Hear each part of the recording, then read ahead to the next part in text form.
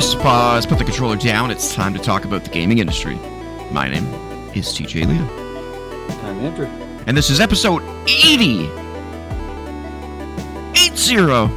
of Press Pause, a gaming podcast. How are you, my friend?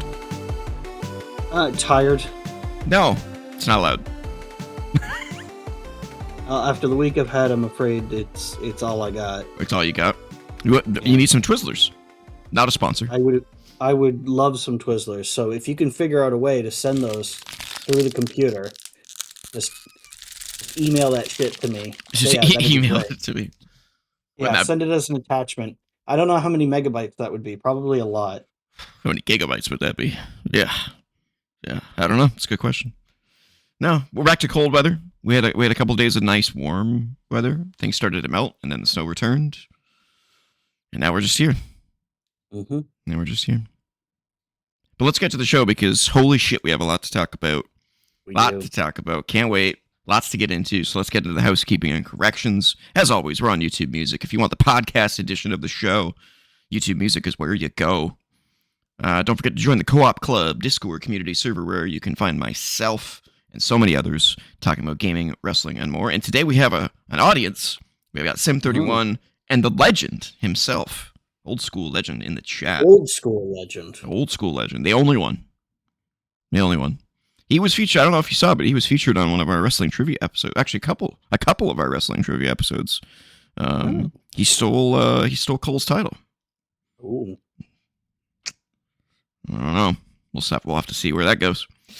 Patreon.com/co-op entertainment, where you can throw us a United States dollar per month to help support the channel. We greatly appreciate it. And I just want to chuck out here, it's kind of news, but not really. Steam Next Fest starts February 23rd. So expect some demo impressions following the 23rd. I think the 23rd is a Thursday, so I don't know how many we'll get for the show since it's like only 24 hours. But probably that week and the week after we'll probably have some demo impressions. So I'm excited. I love Next Fest. Resident Evil 9 comes out close to that as well. No demo announced for that game yet, though. No. I don't think it needs it, though, quite frankly. Probably not. So, let's get into what we're playing. And you've got have you beat the Bananas? Yes. Okay, so you have final review. Prepare your butt. So, it's really good. It stayed really good. Pretty much all the nice things that I had to say about it hold true. Okay. The only complaint I have about it, and this is more of a nitpick, is that they really dragged out the finale in a way that I don't feel like they needed to. Like Lord of the Rings?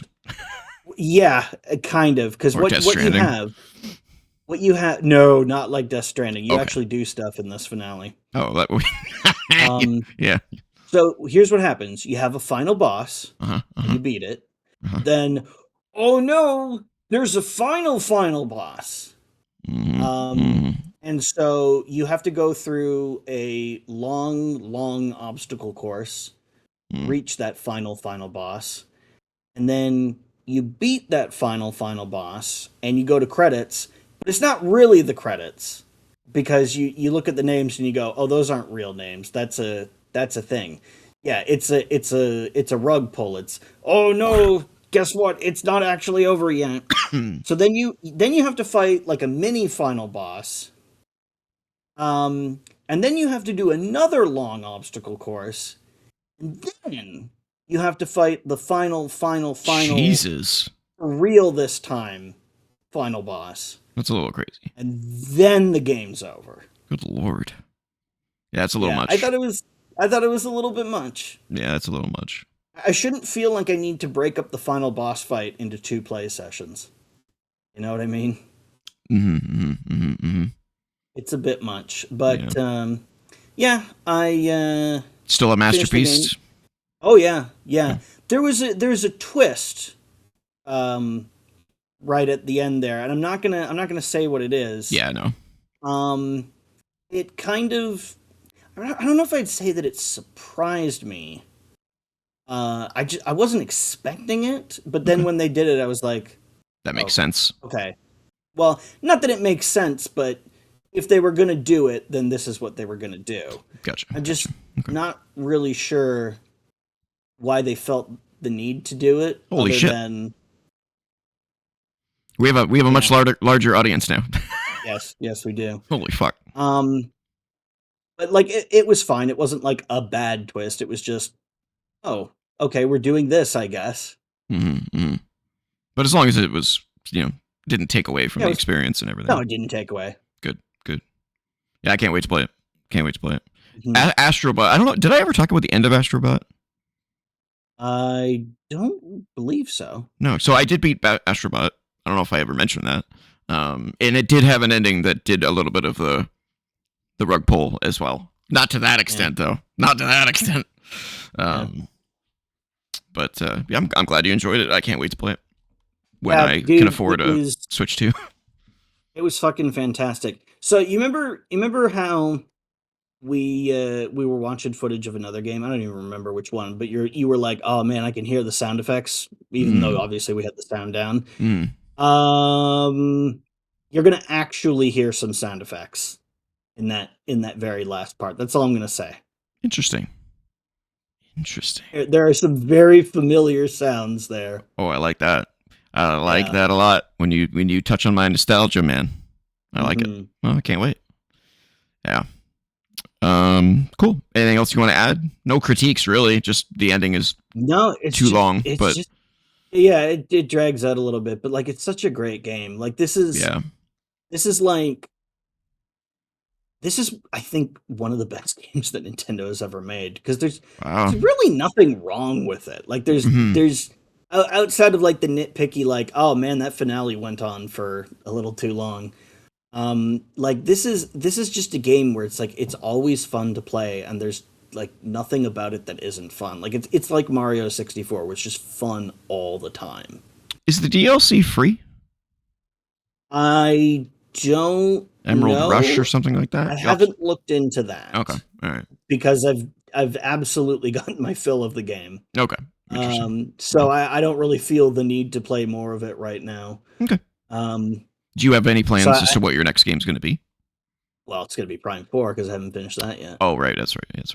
Yeah, like I basically stopped playing Prime 4 to focus on Donkey Kong because it was going back and forth between the two of them was like too discombobulating. So I was like, I'll just pick one, finish it, and then move on to the other. And because I don't think you picked one. I think it picked you. The better one always wins in those fights.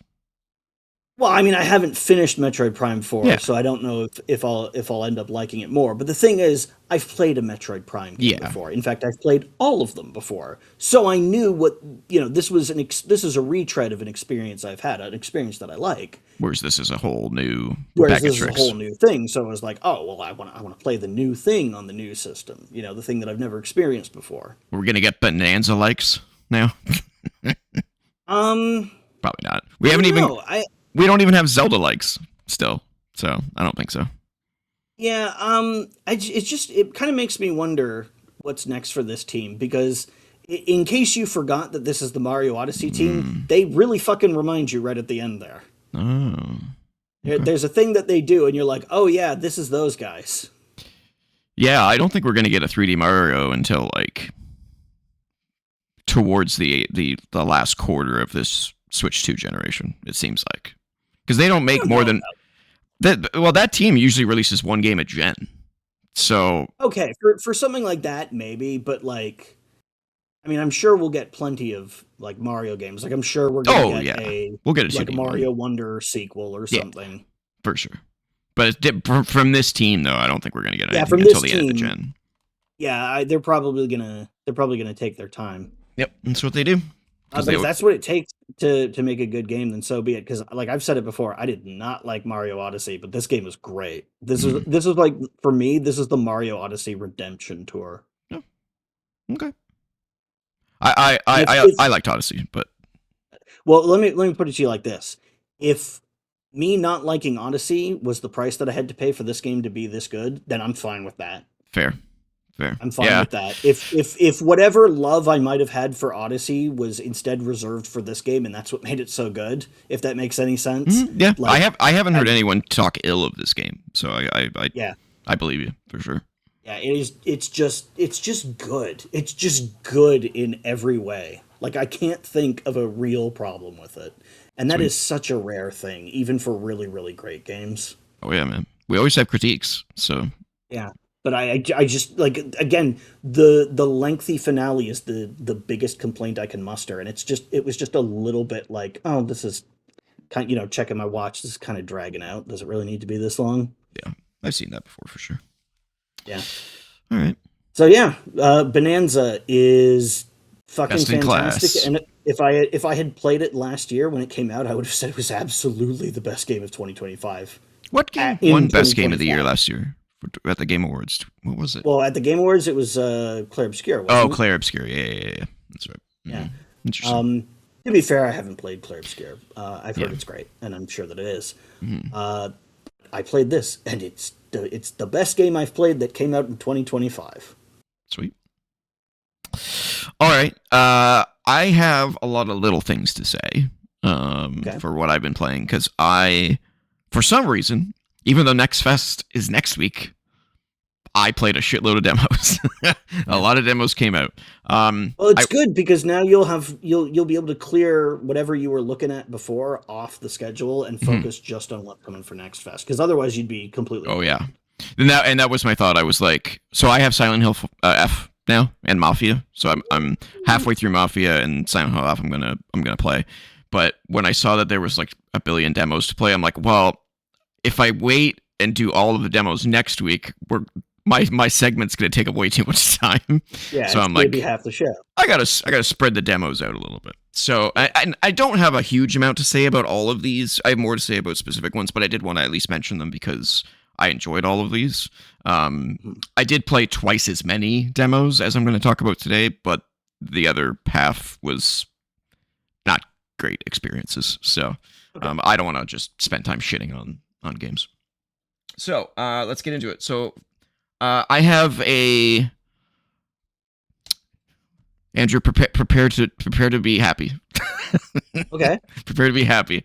Because in a rare instance, I'm going to admit when I'm wrong.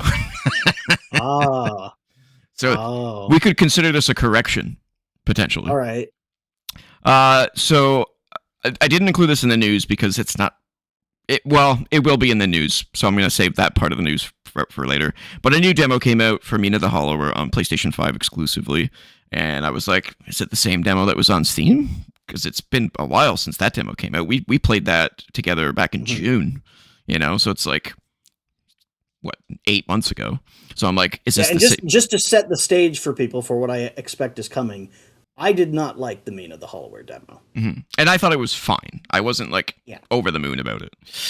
So I was like, this demo must be new, or maybe it's an updated version or something. It's got to be new. So I downloaded it and I tried it, and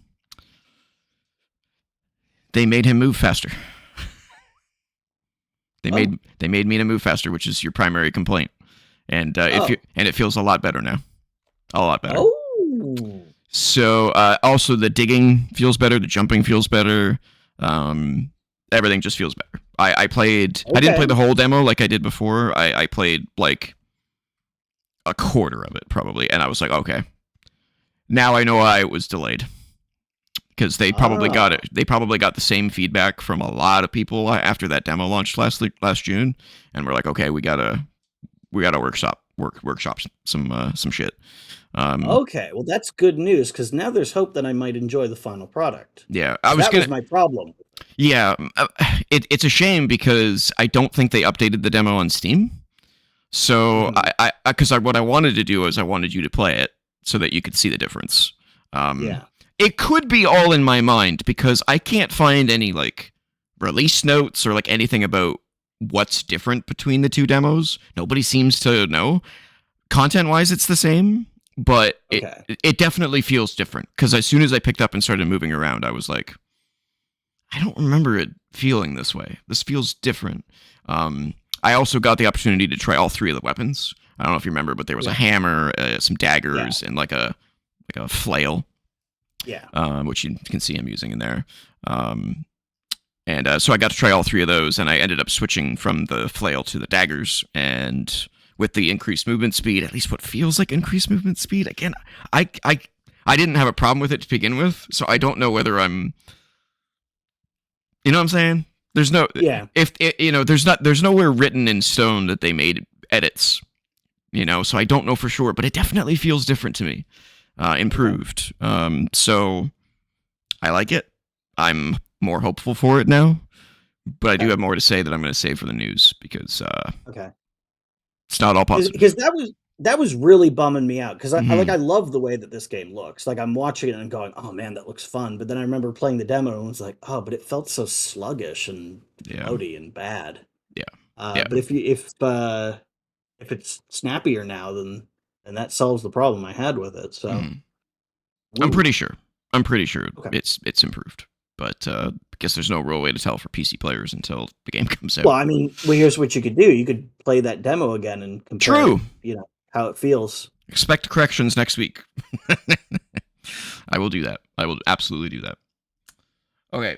Next game I played is probably a game no one's ever heard of. It's called Morse.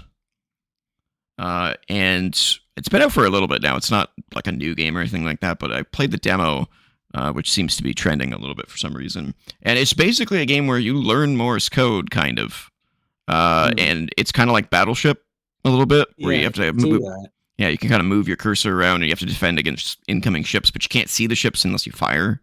They kind of like it's like a flash in the night kind of thing. So Yeah, the splash happens, and then you see a quick blip of where they're coming from, and you got to use Morse code to move the cursor. It can't you don't just use an arrow key. You got to yeah, use Morse code with just the space bar. You just you tap it for yeah. a dot, and you hold it down for a quick second for a I flash. thought dashes were two quick hits.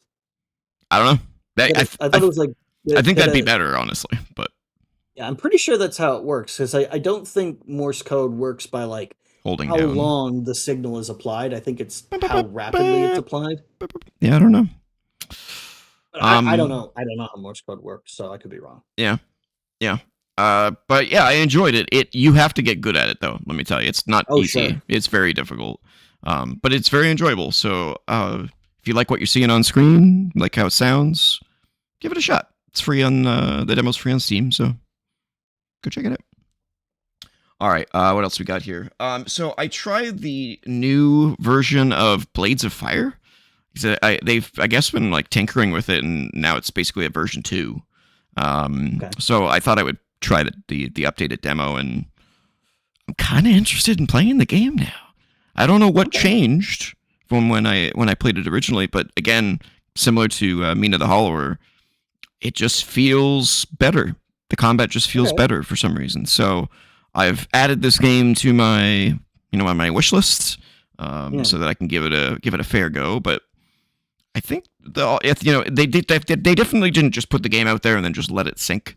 It seems like they've done a lot of work to it. So I mean, there's a number of games that were not great that could have been saved by just like adjusting the controls or stuff that just never got that. Mm-hmm. Um, but yeah, it's good to hear that this seems to be a thing more recently because right.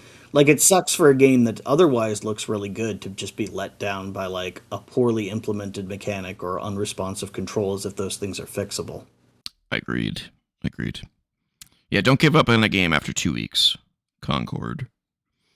Yeah. So, gonna check that out. It's on my list of things to get to eventually. Next up is a game I've never heard of, but I saw the demo. I don't know if this is from an anime or if it's not, but it's called Araban. Yeah, I'm not familiar with this. Okay, so it's probably not an anime, but it definitely has anime vibes to it. But it is a stealth. I was gonna say stealth action, but it's a little slower. It's a stealth game. Did you ever play Origami? No, but I'm familiar with You're it. familiar with it? Yeah, I loved Origami too. That's amazing. That studio closed, unfortunately, but this definitely gives me those vibes where you're sneaking around. She has the ability to like sink into the ground where there's shadow, so she can kind of move around quickly, move up walls in shadow, and all this kind of stuff. And I was kind of impressed. I mean, it's definitely not a AAA budget or anything like that. There's definitely some jank, in there, but Origami had jank too. But it was still fun. So I enjoyed it. Whether or not I'll actually get to the full game when there's so much greatness to be played It definitely falls in that territory of like, if I had more time, I would definitely play this. Yeah. But there's just so many games that are in the queue And you above have it. to sleep at some point. Yeah, exactly. So we'll see if I get to that one. Next up, I played, this one's weird, Glyphica Typing Survival. This is a weird one. So this is a tower defense game where you type to shoot. Kind of like Typing of the Dead. Yeah, I was gonna say it's like Typing of the Dead, but it's not a light gun game. It's a tower defense game. It's a tower defense. I mean, I guess Typing of the Dead isn't technically a light gun game either, but no. You know what I mean. Yeah, yeah, it's very strange. It does say it's playable in the browser, which is interesting. I imagine it wouldn't be too hard to implement as a browser applet. Yeah, this is an older version though, I think. But as you can see, you have a base that's in the middle, and enemies come flying at you from 360 degrees, and they all have a word associated with them, so you type that word in order to shoot. And then you gain XP for all the kills you get, and so it's a roguelite. So you get to pick from a bunch of rewards and additional weapons and stuff like that. It's basically Vampire Survivors in that but with a typing gimmick. If you are a fast typer, this is a cool game. If you are slow, if you're a slow typer, don't bother because it gets hairy real quick. The thing is, if I type fast, I make a fuck ton of mistakes. I'm constantly hitting between two keys and pressing them both. Yeah, if you make a mistake, it resets the word. So. Oh God. Yeah. So and the longer the game goes, the longer the words get as well. Yeah, I bet. They all start as like 3-letter words. So I'm like, oh yeah, and then it gives you a words per minute and accuracy rating when you lose eventually. I'm not sure if you can actually beat it. I think you go for as long as you possibly can. Yeah, it probably is just.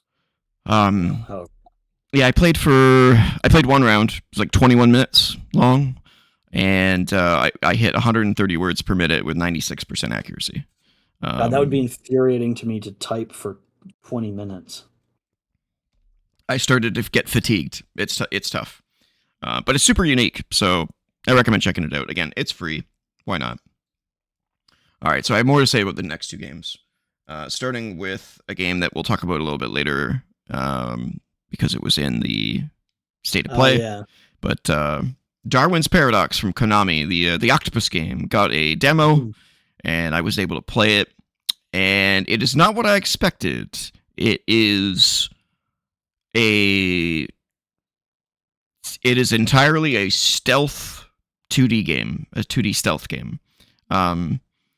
I thought that there would be a little bit more like puzzle elements, and there is puzzle elements, but it's not really a puzzler. It's more about like moving through the environment safely. Because one hit and you're dead. It's one of those games.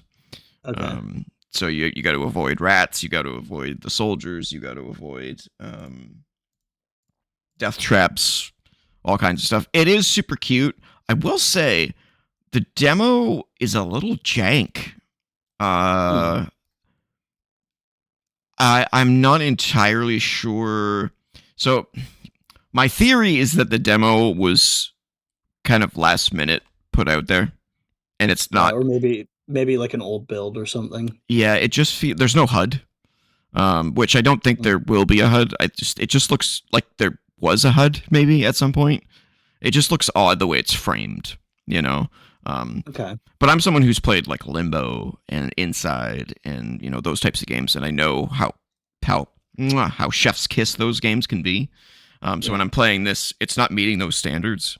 So it is still fun. It is still interesting. It's still funny and cute, but also challenging.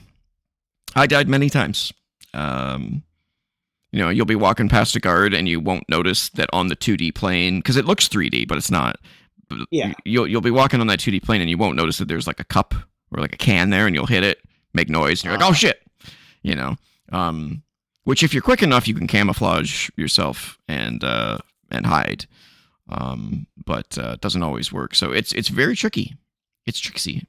I'm looking forward to it though. Still, it definitely hasn't turned me off of the game by any stretch of the imagination. I just hope there's a little bit more. Polish is. I don't know if polish is the right word. It just seemed off.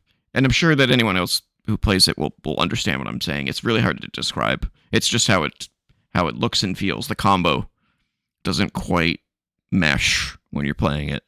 Okay. Compared to games that I've played that are top notch, like Inside and Limbo. But I enjoyed it. Can't wait to play it. I hope it's lower priced though. Like if this game's $40, no. Like this game needs to be $20 max. Like it's too simple to be any more than that to me.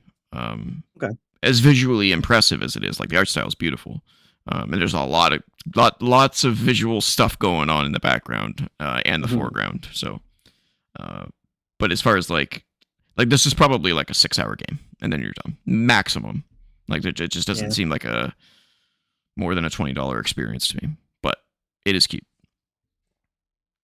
I don't know why that happened, but okay. And then finally, highly anticipated game on my list, Replaced. Got to play the demo for Replaced. This is from Sad Cat Studios, which is out of Ukraine. The game's been delayed many times due to obvious reasons. What's going over in the Ukraine? This is the one that kind of it's like a side-scrolling, story-driven combat puzzle adventure with like a very Blade Runner aesthetic, pixel art, combination. I mean, look how fucking gorgeous this looks. And I can confirm, playing it fucking looks gorgeous. I haven't seen like a lot of combat in the trailers. It's mostly just been like, the puzzle environments, pushing and pulling things, but they do combat in the game, and you might not like the way I'm going to phrase this, but it's like the Arkham combat on a 2D plane. So you're like, counter, dodge. On a 2D plane, that kind of makes more sense because it's a simpler, it's a simpler setup. Yeah. It's amazing. You feel like an absolute badass playing it. Visually amazing, sound design amazing. Combat is good. I hope it evolves a little bit though. It's pretty simple, but it's like I never got hit once. Like, but I'm also like sort of a seasoned veteran when it comes to the Asylum style of combat. So I'm fucking John Wick in this shit. I love it. It's so good. Oh, are they going to show combat? I thought they were going to show combat there for a sec. But highly recommend it. Go play Replaced. The demo's out on Steam. It's amazing. It's fantastic. Still high on my list. I think it comes out in March. Yes, there it is right there. March 12th. Can't wait to play it. I only have one critique of the demo, and that's that there's no voice acting. It's all text, which is a little bit of a bummer. But all right. We're going to talk about Mugenics because it's time for the Metacritic check-in.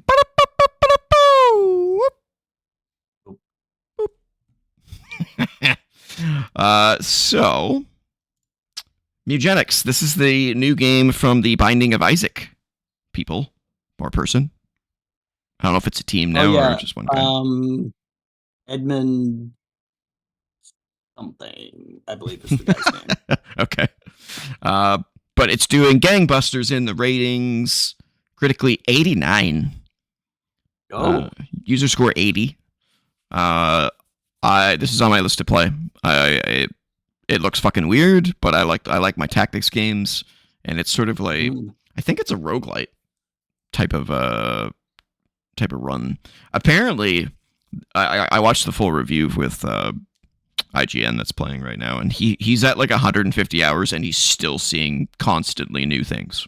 The game is just filled to the brim with content that it just keeps pumping it out, and you're constantly surprised. So that's pretty cool. So can't wait to play that. Mugenics. All right.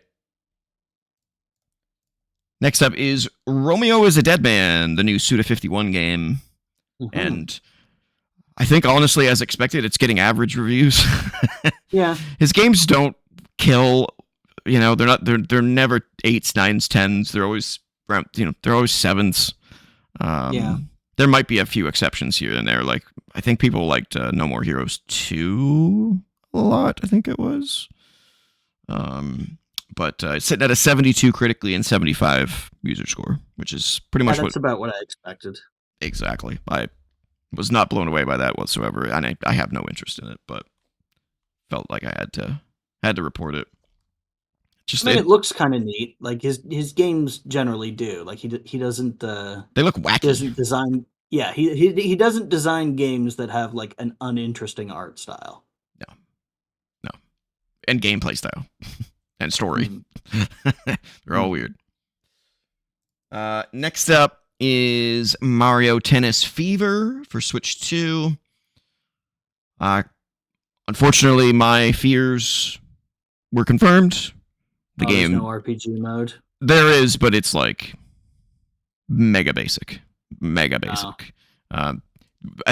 I think this review starts off with, if you were hoping for a single player RPG akin to Mario Tennis Power Tour on the GBA, continue looking. Something like that. This is not what this is. So critically 77, user score 80. It's more Mario Tennis, and I guess there's like just a shitload of mini games and extra content. I don't know. This is not what someone like me wants out of Mario Tennis. It's just no, but it may be that you're not necessarily the target audience. No, like I think the target audience is primarily just people who want a tennis game with Mario characters. Yeah, and crazy power ups and all that stuff. That looks cool. Bone Bowser. Yeah, Dry Bowser. Dry Bowser, yeah. Dry Bones Bowser. Yeah, that looks sick.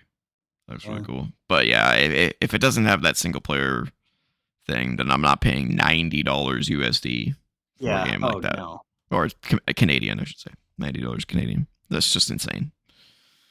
This game should have been priced a little bit lower, but it's Nintendo. They know people will buy it whether they price it low or high. Yep. Next up, a game I've been waiting for. Reanimal, from the creators of Little Nightmares. No user score yet, because I think it came out today as of this recording. But critically sitting at an 80, which is just about where I expected it to be. So can't wait. Cannot wait to play this game. They got that local co-op. Love Absolutely. to see it. Absolutely. Yeah, I think Little Nightmares 3 has local co-op as well. I haven't played Little Nightmares 3 yet, though. I gotta get around to that. But can't wait to play Reanimal. Again, if you guys haven't played Little Nightmares, go do. Great games.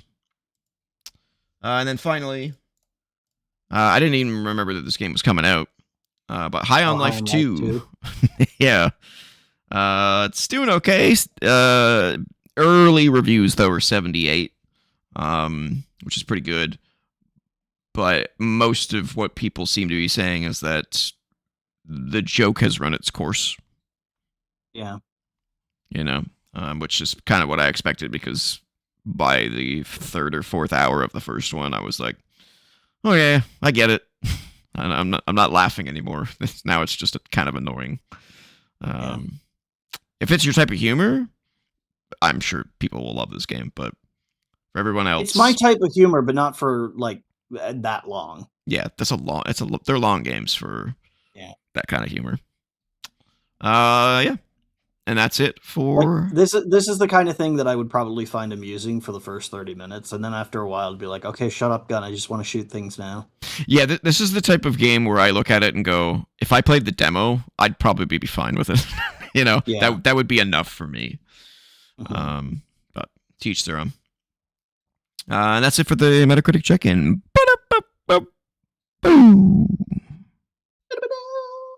Time to get into news. And boys, there are a lot of news. There is a lot of news. Get out your bingo cards. You know who we're talking about. Oh, God. What did they do this time? That's right. We're talking about Ubisoft. You gotta step back from the mic a bit, man. You're peeking. Uh-oh. Why am I peeking? Hitting the red a lot. That's weird. Wonder why it's doing that. Who knows? A little weird. Okay. Ubisoft. So 1,200 Ubisoft staff went on strike. Yep. Which I am very happy to see. But there's an update to the story. So the original story reads as follows. At least 1,200 Ubisoft staff have gone on strike this week as part of a planned protest over the Assassin's Creed makers' recent cost-cutting studio closures and enforced return-to-work policy. Hundreds of employees gathered with banners and flags outside Ubisoft Paris, which itself will be subject to staff cuts with 200 jobs at risk. Staff have called the impending return-to-work mandate to be changed and to show their general displeasure at the constant bleed of staff and projects. The number of staff on strike were shared with GameIndustry.biz by the Solidaires it's French union, which also confirmed a small number of employees had also gone on strike in Italy at Ubisoft Milan. Ubisoft's got a lot of like international studios. Mm-hmm. They're everywhere, man. One attendee held up a sign stating, quote, "From offices to courts, no respite for the Guillemots," referencing Ubisoft CEO Yves Guillemot, and presumably the members of his family also employed within the company. Another who wore a rabbit's mask to obscure their face shared a sign that reads, "There is money in the coffers of the employers." This one I loved. In Milan, employees held up signs including, "Shareholders cannot make games." Yeah. Oh, I'm going to talk about that a little bit later. And, quote, "Don't play with our lives." Quote, "At this stage, it seems clear to us that Yves Guillemot has no knowledge or understanding of his company or its employees. The company is continuing its cost reduction and layoff plan. Our teams are already working under pressure, often understaffed, and after several years without pay raises or very small increases, we understand that once again, employees will not receive a raise this year." I mean, that part's understandable. They're not making any fucking money.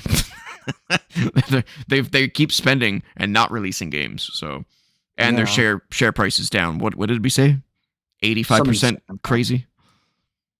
Like that part I understand. It's like surprised you can keep the employees that you have, let alone give them raises. There is an update here. Ubisoft has responded to this week's walkout of staff and acknowledged employees' strong feelings prompted by its company reorganization and cost-cutting scheme. In a statement to IGN, the company said its own records showed that 538 employees went on strike over the past few days, which is a lower figure than the one the union stated. So who's lying? Well, I bet they want to make the turnout seem less impressive. Yeah, 400 people difference. Well, more than that. Yeah. Way more than that. Yeah, my math. So the number you're looking for is around 700. Yeah, I was going to say. So Ubisoft's statement is as follows. Quote, "The transformation announced by Ubisoft on January 21st aims to open a new chapter for the group by sustainably strengthening team autonomy and creativity." I'm not even going to read this. This is more corporate bullshit.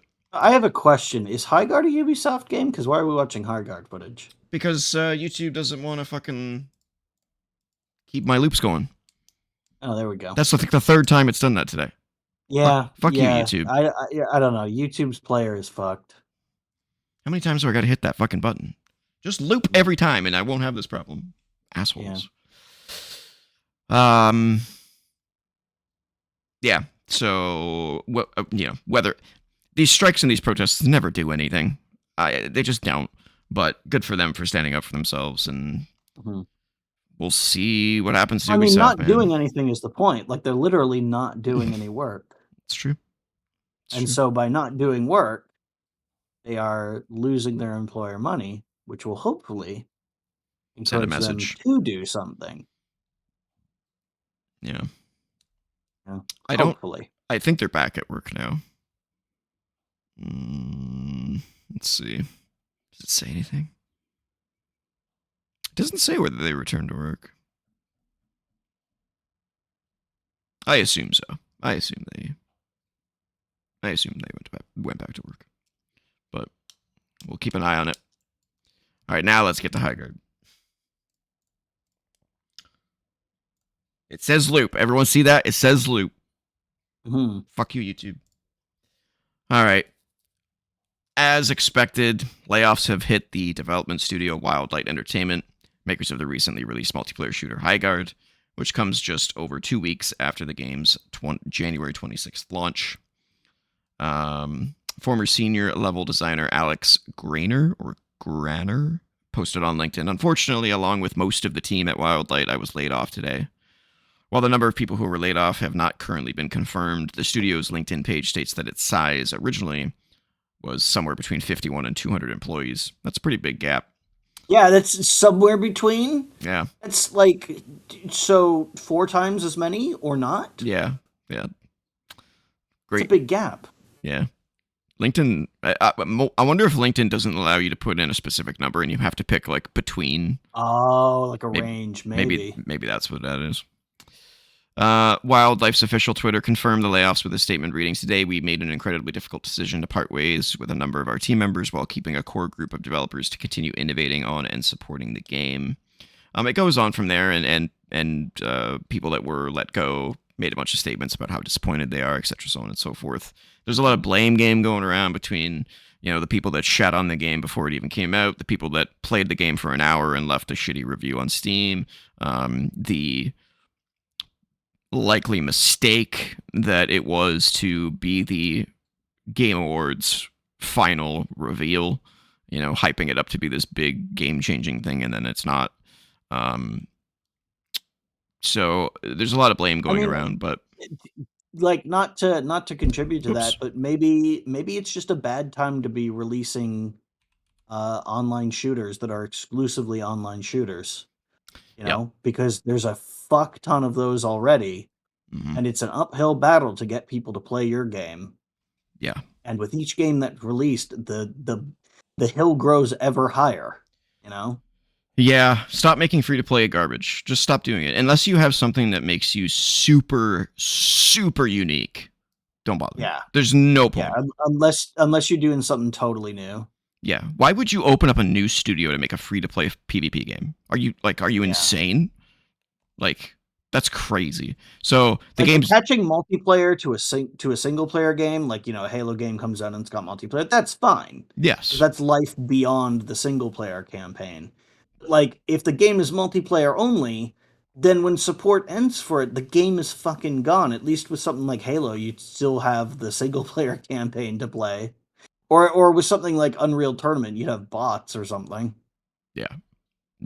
No bot support in a lot of these free-to-play games, which really annoys me, because I would play more of these games if I didn't have to face against players that play it 24/7. Yeah, and if you had confidence that you'd still be able to play the game even after ceased development. Mm-hmm.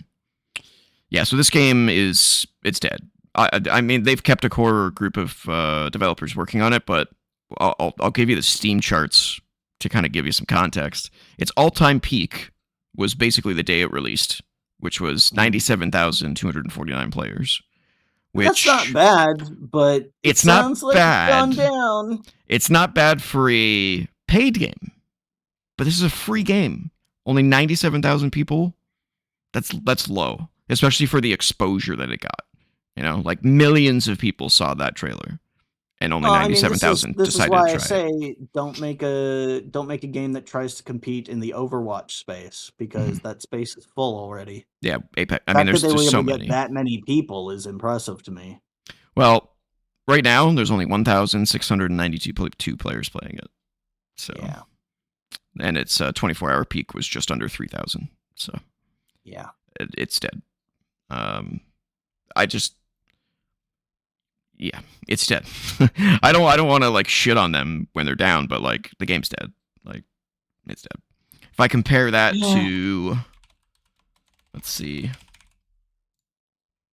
If I compare that to Arc Raiders, which is not free to play, it's paid. Guess how many players are playing on Steam alone right now, not including consoles. I'm going to say 50,000. 209,000. Okay, that is a higher number. Yeah, with an all-time peak of considerably higher number. Yeah, all-time peak 481,000 people. Yeah. And that's for a paid game. Good. So yeah, kind of puts it into context just how not good things are looking. What's Apex Legends up to? Yeah, Apex Legends, a game that studio kind of helped make. They're like the offshoot of the studio that made Apex Legends. There's 55,000 people playing that game still right now. Yeah, that's a lot of people. With a 24-hour peak of 191,000 over the last 24 hours. So like a lot of regulars. High Guard's dead, man. Like it's so dead. Yeah, all-time peak for Apex Legends was 624,000 people. It's fucking crazy. And that was 3 years ago, so that wasn't even on the launch of Apex Legends. Yeah. Crazy, man. Let's see. Yeah, I mean, it's down considerably, but like it can still live on 55 fucking thousand people. Oh yeah. So yeah, rest in peace, High Guard, man. Within 6 months, it'll be shut down, no doubt. Probably. Stop making free-to-play PvP games. Just stop. Don't do it. Don't do it. Speaking of free-to-play games, less than a month after its launch of the free-to-play 2v2 tag team fighting game 2XKO, Riot Games is scaling back its development team. Admitting the news was difficult to share. Despite a passionate core audience, the new game hasn't reached the level needed to support a team of this size long term. Let's see if I can find... I mean, I heard a lot of hype about this game for a while. But man, like, fighting games are a difficult thing to break into because the audience for fighting games is not super high. What was this game called? 2XKO? It's not on Steam. Okay. Yeah, now to be clear, this is the League of Legends fighting game, right? Yeah, Riot Games is I mean, maybe better branding would have helped it because 2XKO, that doesn't sound like a League of Terrible Legends name. game. Yeah. Well, I don't think it's League of Legends characters. I don't think. Is it? I thought it was, wasn't it? Let's I don't know anything about League of Legends. I've never played the game, so. Okay, yeah. I thought that was. They are characters in the League of Legends universe. Yes. So like terrible name. Terrible name. Yeah. Although, what are the chances of converting a MOBA audience into a fighting game? Well, probably better if it's, people are aware that these are the characters they like in another form. That's true. It's very true.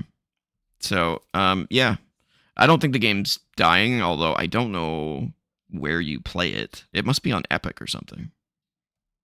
Or does Riot. Riot have like an exclusive launcher or something? Oh, yeah, that's probably it.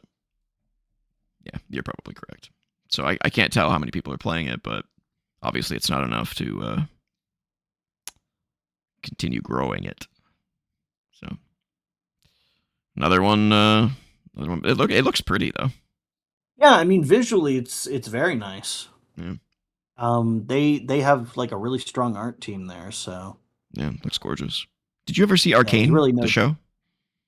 I mean, I know of it, but I've never watched it because I know it's the League of Legends show, and I don't know anything about League of Legends. So I'd be watching it and be like, I don't fucking know who you don't need to. Characters are. You don't need to. Oh, okay. Watch season 1.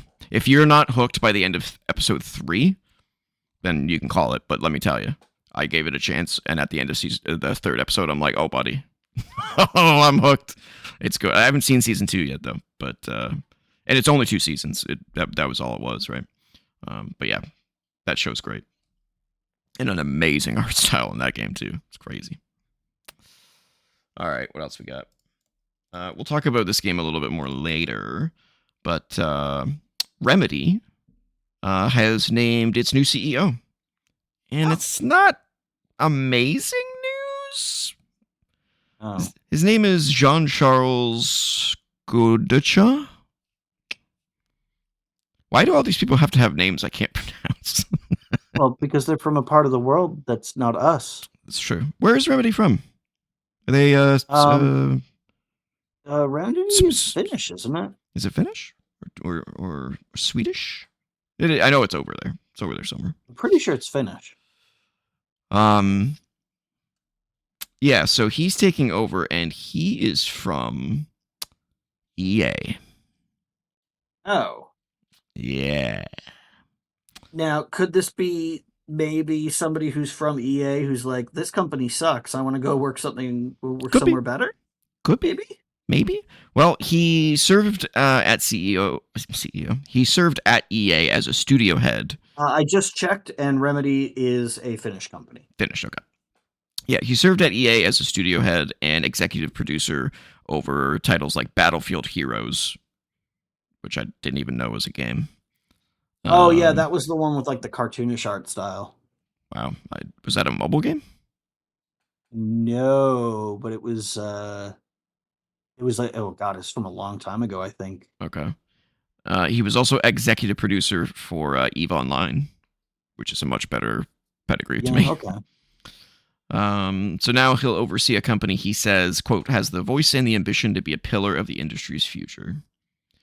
Yeah, Remedy's a weird company, man. Like it took them a long time to get their foot, into a place where it was where into a place where people look at that company and go, oh, they've got something good. They've got something great.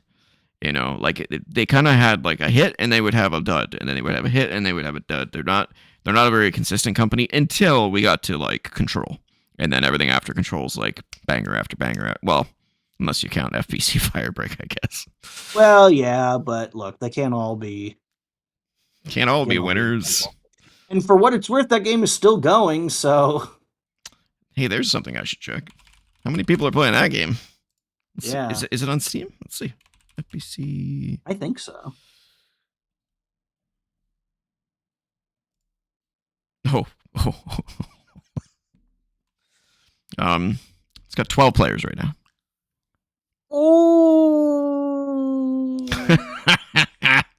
Okay. Ooh. That game. Highguard is suddenly looking like it's in a good place. That game's fucking dead. Oh God. Unless Okay, the only no, there's no way that this is correct. It must be on a different launcher or something, because it only says it had I believe they also sell through Epic. Something else is going on here, because it says that it only had an all-time peak of less than 2,000 players. I mean, it is FBC Firebreak. Was it that bad? There must be another place that people played this game, right? Well, yeah, like I said, I think they sell the games through the Epic Game Store as well. 12 in game. Jesus. Rest in peace, FBC Firebreak. Wow. But yeah, we'll see what happens with Remedy moving forward with a new CEO. We'll see what happens. They're certainly not doing bad, and we'll talk more about that during the topic of the week. Congratulations are going out to Arc Raiders, which continues to be an enormous hit for publisher Nexon, with now 14 million copies sold. Ooh, wow. And as we just talked about, massive online concurrent player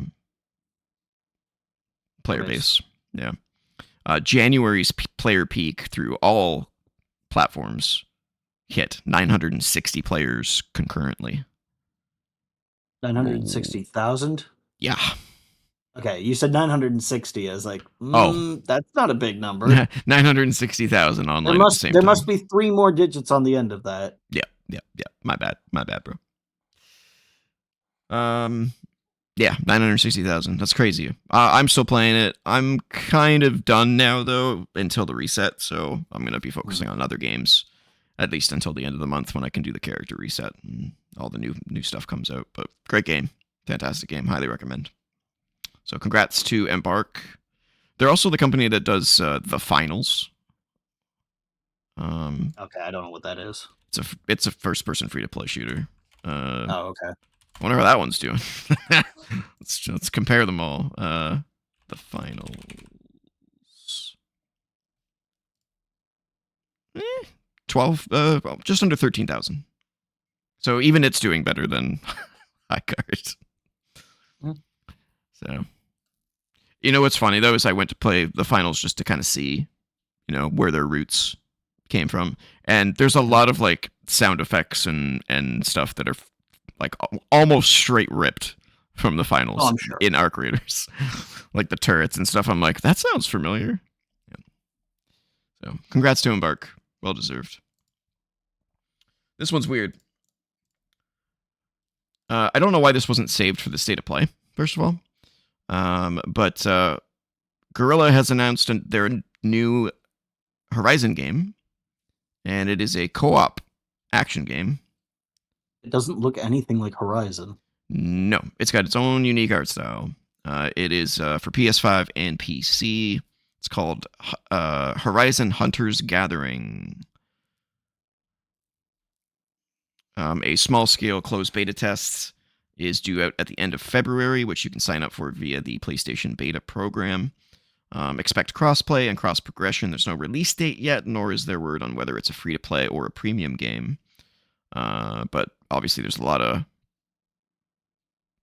gameplay. I feel like these guys need to diversify because all they've done for the last several years has been Horizon. Yeah, my expectation was that they were going to finish 3 and then move on to a new IP. But it seems like Sony wants to double down on Horizon, and now they're just basically the Horizon studio. So, which is a shame. Yeah, it's a super shame. These guys could be doing a lot more than this. And oh boy, will I be talking more about that later. Yeah. Yeah. It looks fine, but it's another 3-player co-op roguelite. It seems like this is all people are making anymore. I mean, I will say though, the art style is gorgeous. This game looks beautiful. Yeah, the art style is good. Gorgeous. It looks very unique, you know. Mm-hmm. But it also doesn't look anything like the original Horizon, so I don't know. I feel like they needed to go this route for just to differentiate it from the core main series. I guess. One thing I don't like about all of these types of games is how they're 3-player co-op. They're 4-player co-op. Let me play with 2 people. Yeah. Why can't I just play with one other person? It's really annoying. There are very few people that have 2 other friends that will play with you on a constant basis, you know, like just give me 2-player. And maybe they will. Maybe there is a 2-player mode because it isn't against other players. It's PvE.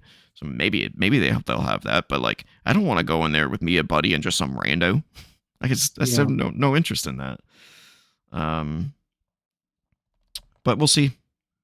I am not signed up for the PlayStation Beta program, so I don't think I will get into this. Unless I signed up for it a long time ago and I just never get picked. That's certainly possible. But it is what it is. So there's that, and then there was some weirdness. Some weirdness going on. Blizzard had a 30th Diablo anniversary spotlight event,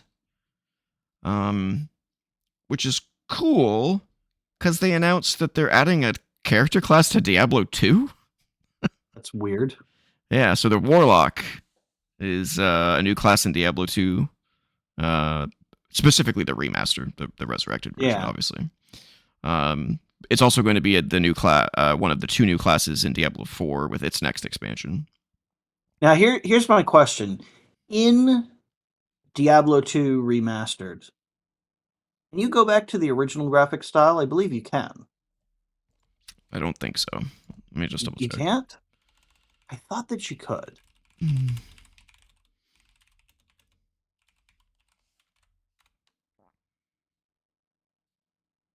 Yes, you can. You are correct. Okay. So are they going to be making an old school version of the character as well? Yeah, because a low-res version? Yeah, imagine a high-res character walking around a low-res world. That would look really weird. Yeah. That's cool.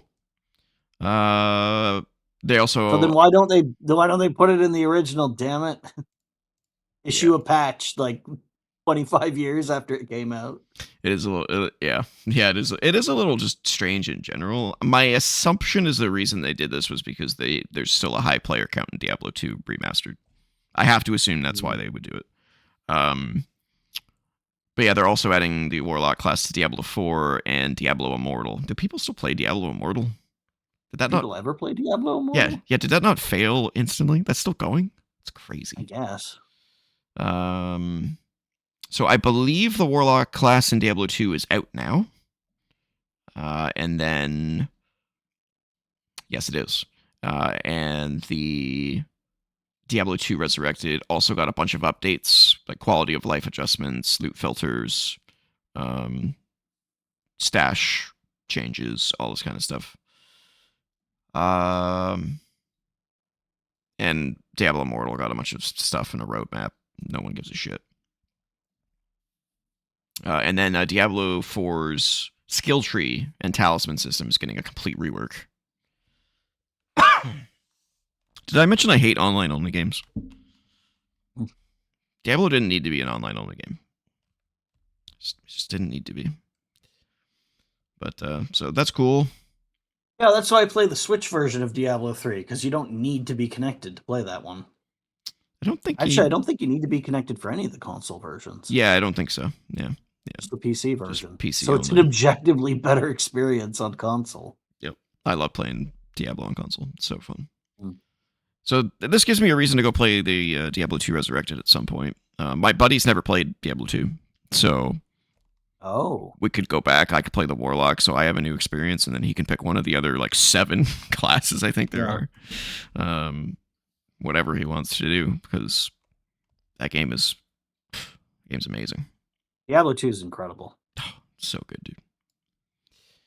All right, let's get to the topic of the week, which is the state of play. PlayStation had a state of play. I did a live reacts stream to it, so you can kind of see my initial reactions to things if you want to go check that recording out. But now I that was I've nursing a massive headache, so I did good. not join you for that. All Also, good. I probably wouldn't have joined you anyway, because, like, again, we're talking about it react today thing, anyway.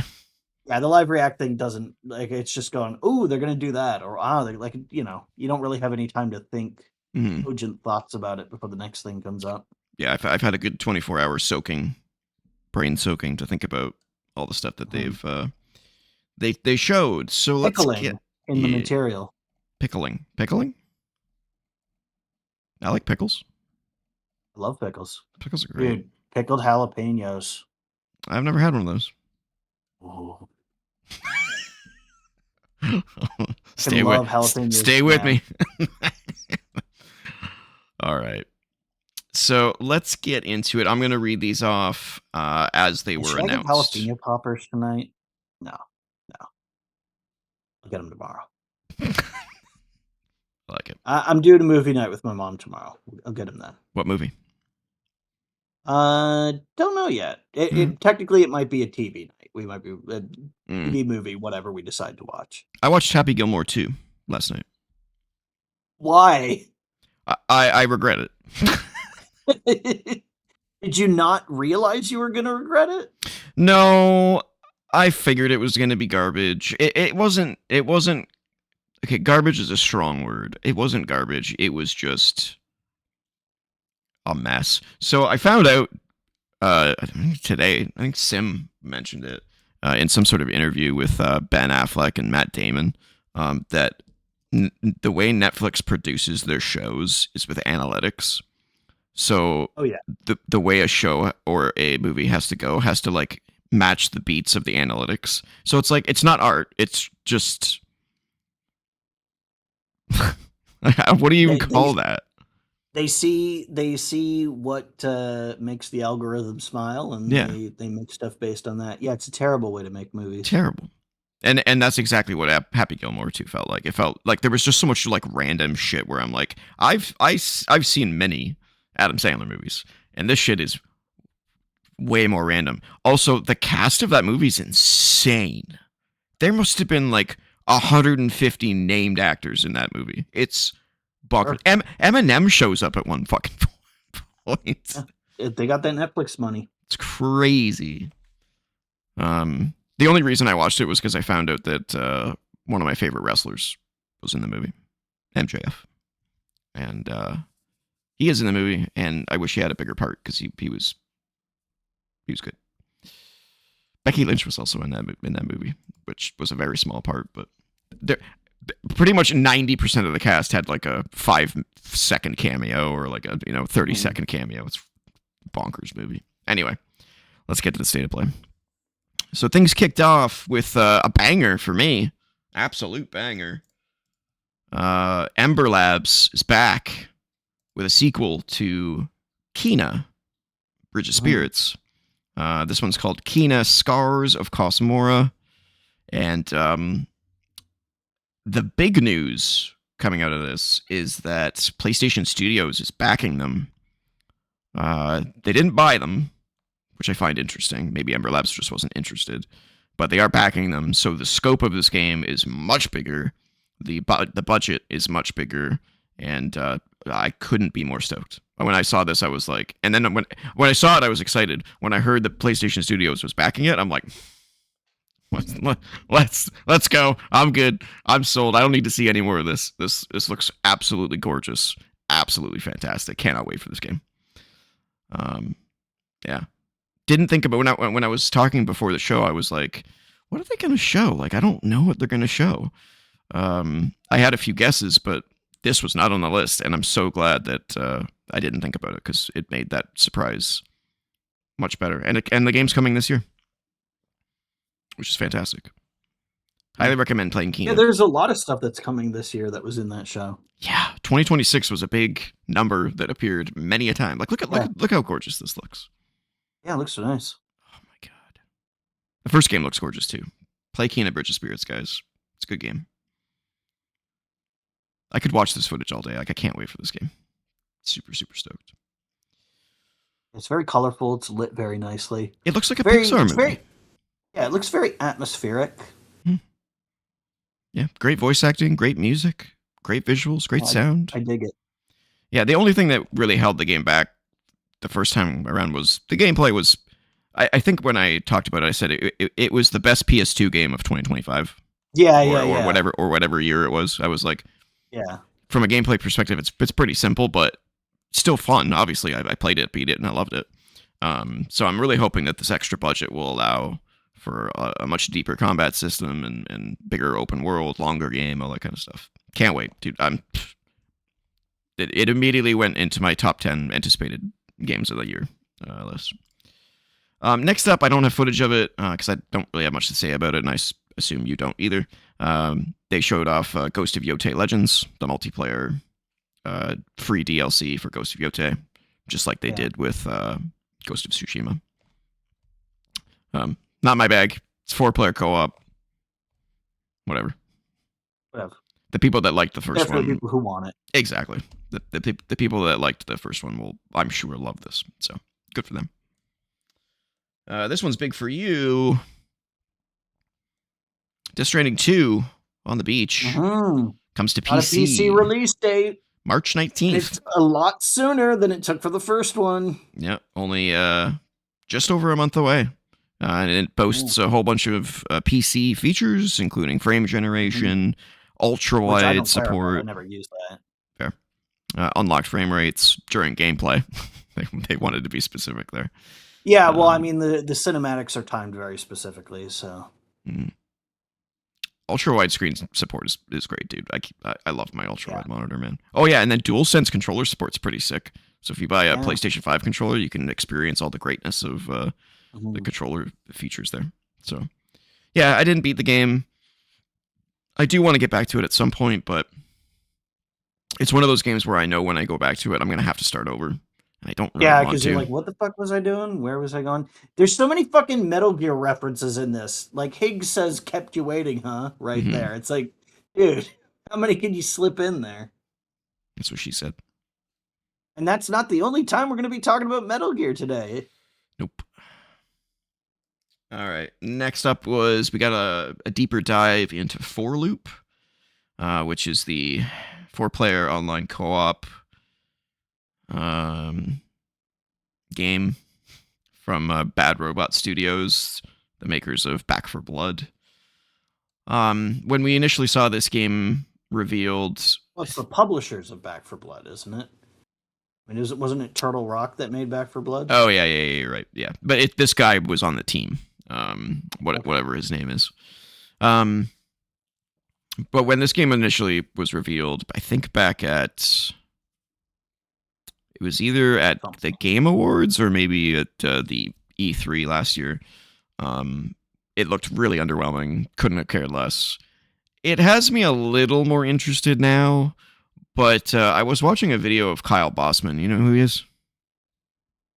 From No. former game trailers guy and Easy Okay. Allies. I follow him. He's got some good opinions and good thoughts to rattle my brain. Yeah, I He only ever use game trailers to watch trailers for upcoming games. fair So fair. He basically said like games like this don't stand out because they're not doing anything revolutionarily different. There's no like when you think of Four Loop, what do you think of?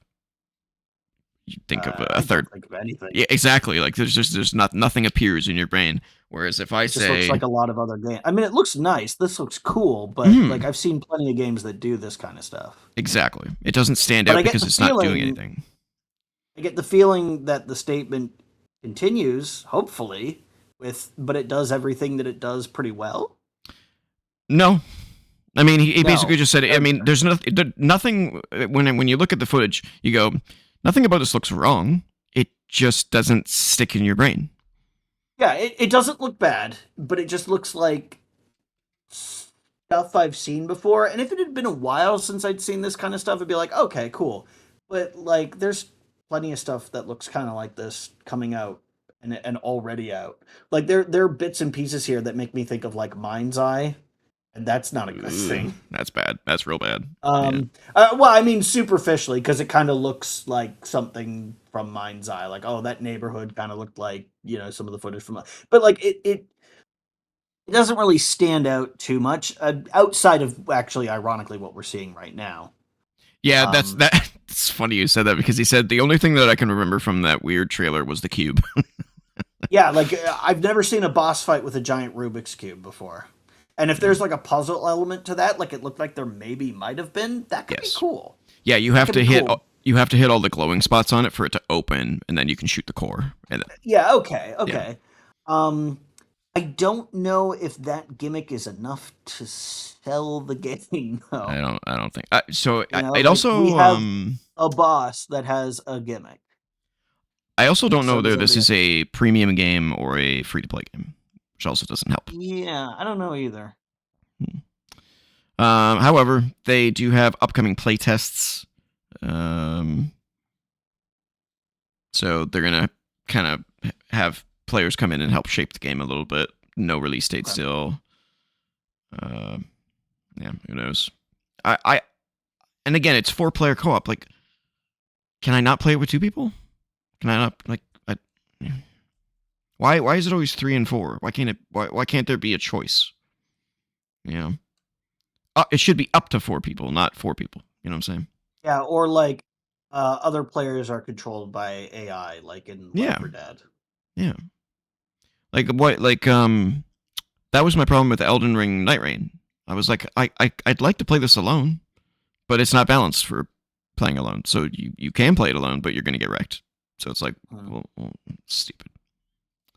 All right, let's move on. Next up, they showed a little bit more of Pragmata. I don't need to see any more of that game. The Yeah, I demo, mean, we played the demo. the demos There's convinced really me. nothing. Yeah, there's nothing in that we haven't seen or couldn't figure out. Like, oh, they go to a place that looks kind of like Times Square, and the Yeah, guy says, "This looks like Times Square." yeah, Like, yeah, okay, yeah. I don't need to see any it's more of that it's game. yeah, it's fine, Capcom. Just bring it out. This will be a theme for the rest of the state of play. Is I don't need to see any more. Stop showing me things. Yeah, yeah. Um, Also, because that comes out soon, so. April 24th. Yeah. Mhm. So we've seen enough. Just let me play the game. I will say I still think the voice acting is pretty bad. I But thought it was fine. I didn't I like. mm, Is it the best I've ever heard? No, but mm, I don't understand why you keep saying it's pretty bad. It just sounds like fine to mm, me. Like not exceptional, but totally acceptable. yeah. Uh, once again, we got more footage of Resident Evil Requiem. Again, I Maybe it's don't. because I've watched a lot of old anime and my standards for what bad Could voice be. acting is. It could be. It's different. I play a lot of games with good voice acting. So You watch some anime that was dubbed back in like the 80s and you go, all your ooh. base belong to us. Yeah. Yeah. Yeah. Yeah. Resident Evil Requiem. I don't know why they're still showing this game. You've shown way too much. You've Yeah. oversaturated us on this game. Yeah, there was stuff in there that I would have liked to have found out through play that Yeah. I now know from the trailer, Yeah. which is like Capcom.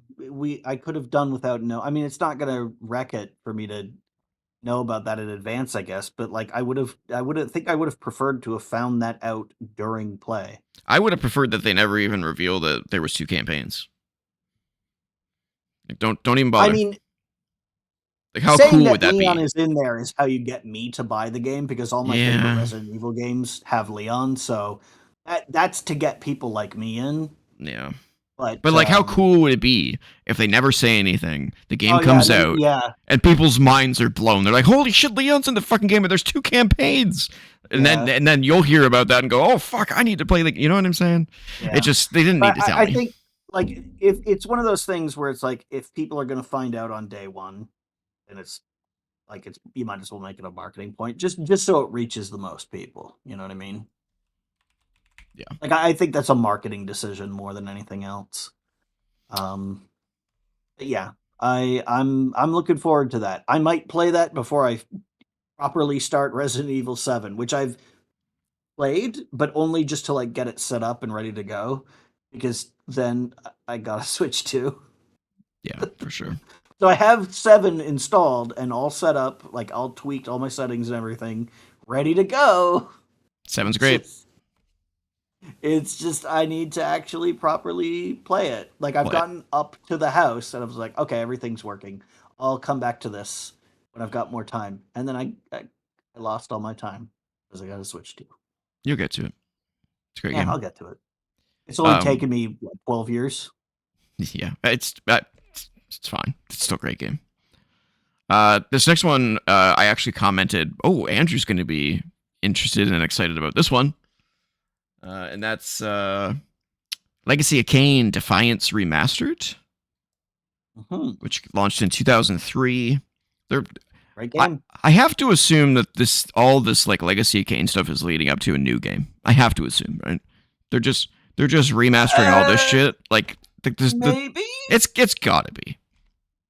If it is, I hope they do it soon because the guys who play Kane and Raziel are getting pretty old. I mean, they must be selling. They keep making them, like the remasters. I I mean, guess it could all. Oh man, that looks really nice. It mm-hmm. could also just be like Embracer being like, we have the brand, let's It's do true. something with it. It's I true. mean, if I had the brand, I'd be putting out remasters for sure Yeah. because those games deserve to look better, and they do look fantastic.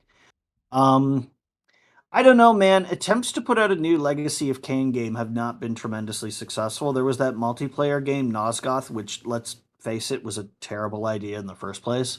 Mm-hmm. But there was also this game that never came out that was pretty far into production, from my understanding, Legacy of Kain Dark Sun, which was like a sort of like a reboot of the series with a new protagonist and stuff. I think it took place like 1,000 years after the fall of Kain's empire or something. But it was basically like, what if you mixed Soul Reaver with Shadow of Mordor? Hmm. That's cool. Because the main character was like possessed by the soul of a vampire, and so he gained vampire powers. Mm. Mm-hmm. Mm-hmm. Um, and you can find footage of it online because there is footage of it, and it looks kind of cool. And I kind of wish that it had come out. I wonder. I Um, wonder if that's the demo that's included with Defiance, because they said included with Defiance Remastered is a demo of the unreleased sequel to Defiance. oh, Mm-hmm. maybe. Maybe that's what Let that is. me let me look that up real quick. Let's see. Because if that's the case, that would actually be like really fucking sick. Mm.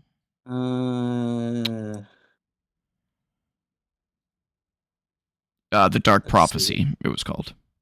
Dark Prophecy. Okay, so that's a different thing then. Oh, it's also only included in the deluxe edition for some reason. Okay, well, I guess I'll be buying the deluxe edition. The article says it's long been public knowledge that Crystal Dynamics was working on a sequel to Defiance back in 2003, internally referred to as Legacy of Kain 6, and rumored to be subtitled The Dark Prophecy. Its existence and some details about it were leaked over time, but the game itself was cancelled before it could be formally announced. Crystal Dynamics has assembled a demo of that game from archived files and made it available in the deluxe edition. Okay, that sounds pretty cool. I like that stuff, right? I like when they Yeah. do Now, that. Heart of Darkness collection? What is this? Legacy of Kain Ascendance. What is that? Well, funny you mentioned that because we're about to look at that one. Okay, I So, hadn't seen that. yeah, so Legacy of Kain Ascendance was also announced. I think this is a new game, which is why I was Hold on a curious to second. see. I just lost my video feed. Uh, let me see. How do I stop watching? Watch stream. There we go. Okay, let's see what we got here. Okay. This is Ascendance right here. This is a new game. Oh, okay. Interesting. The first of multiple 2D side-scrolling games we're going to talk about today. So yeah, I think this is a new one. I assume. Oh man, those floating cutout portraits look kind of bad, but They that do look. artwork looks sick. They do kind of look AI generated. I'm not gonna lie. I wouldn't even say AI generated. They just look lazy. Yeah. Where were they? Oh. Yeah. Yeah. Yeah. Yeah. Uh-huh. That looks like a piece of like character art that you slapped into the game. It's like that'll be our ugh. Yeah. Yeah. So that's a game available March 31st. They didn't really talk a whole lot about it. That was literally it. Just like, oh yeah, and this is coming. Yeah. I mean, Defiance is great. Gameplay wise, it is the best game in that franchise. It controls super well. You get to play as both Kain and Raziel. It's cool. I think they said something about they some like modern upgrades, so like you can play third person for one part of the game that you couldn't before, where it was like first person, I guess. I don't know. Remember there being part of the game that was first person. Yeah, I don't know. I can't remember. You'd have. Did it not say in that trailer? Oh, not that one. Okay, what? No. And whatever, it's not super important. Yeah, it said it here. I like how they had that ESRB thing that said likely mature 17. It's like, yeah, you mean what the original game was rated? Yeah. Yeah, I guess this trailer's not the one that they said that stuff in. Okay, well, we'll move on. So next up, I don't have any footage of this because I just didn't care about it, and I don't think you probably did either. But for some strange reason, they announced sort of like updates to Dead or Alive 6. Yeah, that was weird. Which I didn't even know was a game. Like I thought it was the new game, and it looked really bad visually. So I was like, "Is this? If this is the new game, this is pretty ugly." And then they confirmed, no, it's like a update to the older game with like a photo mode and stuff. And I was like, okay. Yeah. And then casual. I think it's like a PS3 game or something. Yeah, and then casually at the end, they were like, "Oh, and we are working on the next edition of Dead or Alive." Yeah, that's exactly what they did with Virtua Fighter. It's like, hey, we're bringing out an updated version of the last one that came out like 15 years ago. Yeah, like why and we're also making a new one. Like, why are they doing this? It's weird. Just to get it the series name in the zeitgeist again, I guess. Yeah, just to get people playing it again. Weird. And then they also showed a game called Brigadine Abyss, which was just anime RPG. Nothing looked, a game that just doesn't look like anything I really give a shit about. Was that the game with the golden rain? No. No? Okay. No, that one's later. That was the one that stood out in my mind. Yeah. See what I mean though? Like you can't. Nothing stands out about these JRPGs. They're just they all look the same.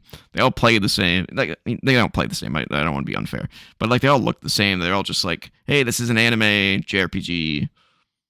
What makes it different? I don't fucking know. I don't know. Well, usually it's some kind of gameplay mechanic.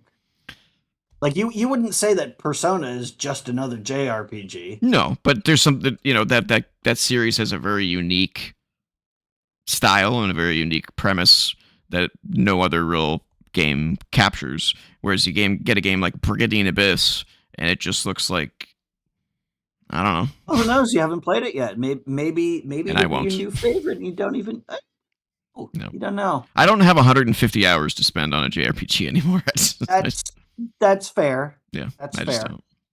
Plus, again, a lot of these JRPGs have the anime tropes that I just can't stand anymore, like saying the name of the move out loud constantly. Upward slash. Also fair. Yeah, and then like the Tales games are really bad for that. I know. I really wanted to like, what was the last Tales game that everyone was like crazy about? Oh God, Tales of I don't remember. Arise. Tales of Arise. Yeah, like 10 out of 10s everywhere, and I'm like, oh man, this could be my entryway back into JRPGs. First combat I get into, Saber Slash. Yeah. They gotta have an option to turn that shit off. Yes. If they did that, I would be able to play that game. But I want to shove a drill in my ears when I hear that shit over and over. I totally understand. Or the character only says it like once out of every 20 uses or something. Yeah, exactly. And then like the other stuff is like, just endless exposition. Oh, I just can't do it. They do like their exposition. Yeah. That 120-hour game could be 60 if you would just shut the fuck up and get to the point. You know what I'm saying? So, yeah, I just can't anymore. I want to. Trust me, I want to. Some of my favorite games of all time are JRPGs, but I can't do it anymore. The older I get, the less patience you have for the less patience I have for that stuff. I just can't do it. Yeah. All right, this next one's huge. Control Resonant was shown off with an actual gameplay demo, which was very surprising. And so when this game was first revealed at the Game Awards, I think it was, I was like, okay, that's different. That's a lot different than Control. Okay, cool. Well, after watching this, sold. Sign me up. Yeah. I'm done. Yeah. I don't need to see anymore. Cool. This looks fucking sick. This gravity shifting mechanic alone is just like, I'm good. And then the combat just looks fucking sick. The finishers with the two blades and everything. Like, dude, this looks absolutely amazing. You could even call it Devil May Control. Devil May Control. I like it. DMC. It does kind of look like DMC, doesn't it? Yeah. I think it looks better than DMC myself. And then, like as soon as I saw this, I was like, okay. Yeah. You grabbed me. It opens up a lot for your level design. It makes a lot of sense in this context. Dude, I am 100% on board. I can't wait for this game now. So, I this is one of those games where I'm like, okay, you've shown.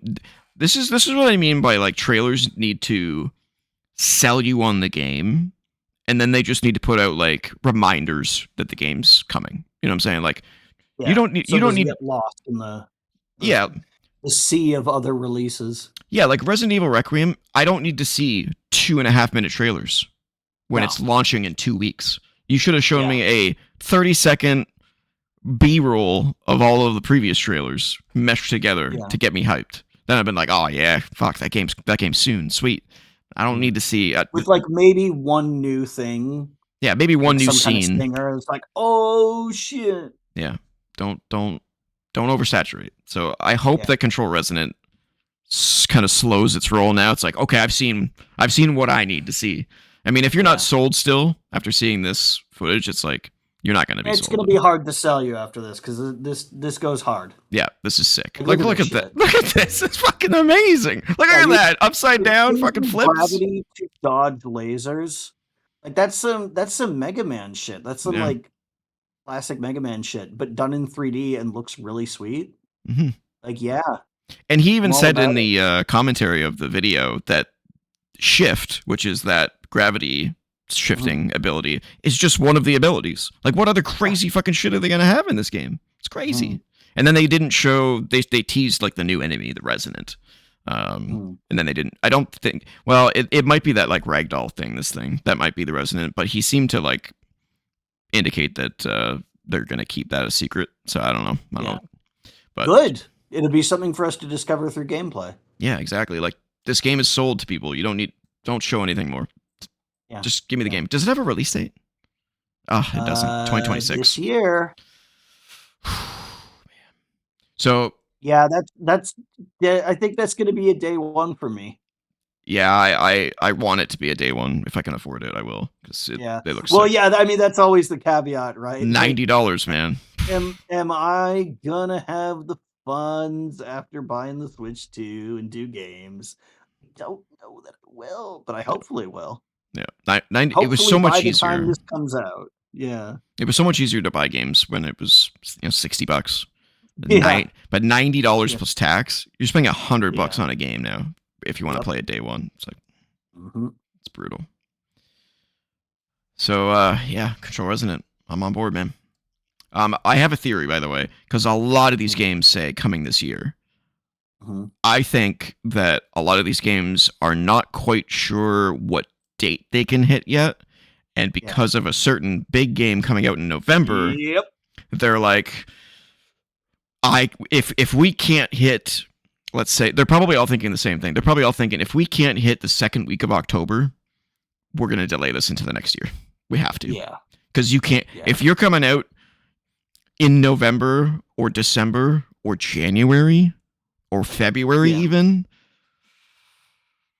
it's hard to launch in a immediately post GTA world. That's a really hard thing to do. Yeah. Because even if people have money, they're going to be spending their time playing GTA. Exactly. And even the weeks leading up. Yeah, and people are going to be they're going to be like, oh, I need to save money for when GTA comes out, and I don't want to be in the middle of something and then stop to play GTA. And why spend $90 on Game X when in 2 weeks I'm playing GTA 6? There's no point. Yeah, which is going to last forever. Yeah. So, yeah, that's my thought, is that all of these guys are like not sure that they can hit like mid-October. It's just one of those world ender franchises where you just have to give it a wide berth, and to God there'll be a customer base left with money and time to play your game. I think we will see a lot of September games this year, and I think we'll see a lot of delays as well as November approaches. People are just going to be like, as the world shifts around the gravitational pull, there's GTA 6. We can release it on October 30th, or we can hold it to our chest, continue polishing it, maybe make some additions, and then release it in March. Smarter idea.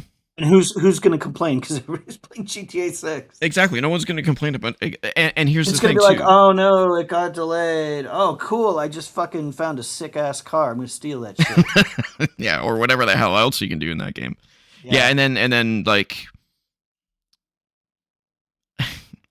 I just... I don't know, man. When someone says the game's coming out in 2026, I don't really like... My brain doesn't concrete that. You know what I'm saying? If they set a date, then I'll be like, okay. If it gets delayed, it's delayed. Yeah. Yeah. And obviously, nothing is set in stone until the game is in your hands. But we know that from when they many times. When they don't have even a month, it's like that is flexible still. Exactly. Yeah. If these 2026 games get pushed to 2027, I'll be like, yeah, okay, whatever. Yeah. I hope this one doesn't, though. Right. All right, let's move on. This one was a surprise. So this one's getting mixed reactions. It's kind of a love it or hate it thing. But when this started, I was like, is this Lords of the Fallen 2? And then I was like, no. I was thinking Castlevania. Castlevania? Yeah, I was like, what is this? This is weird.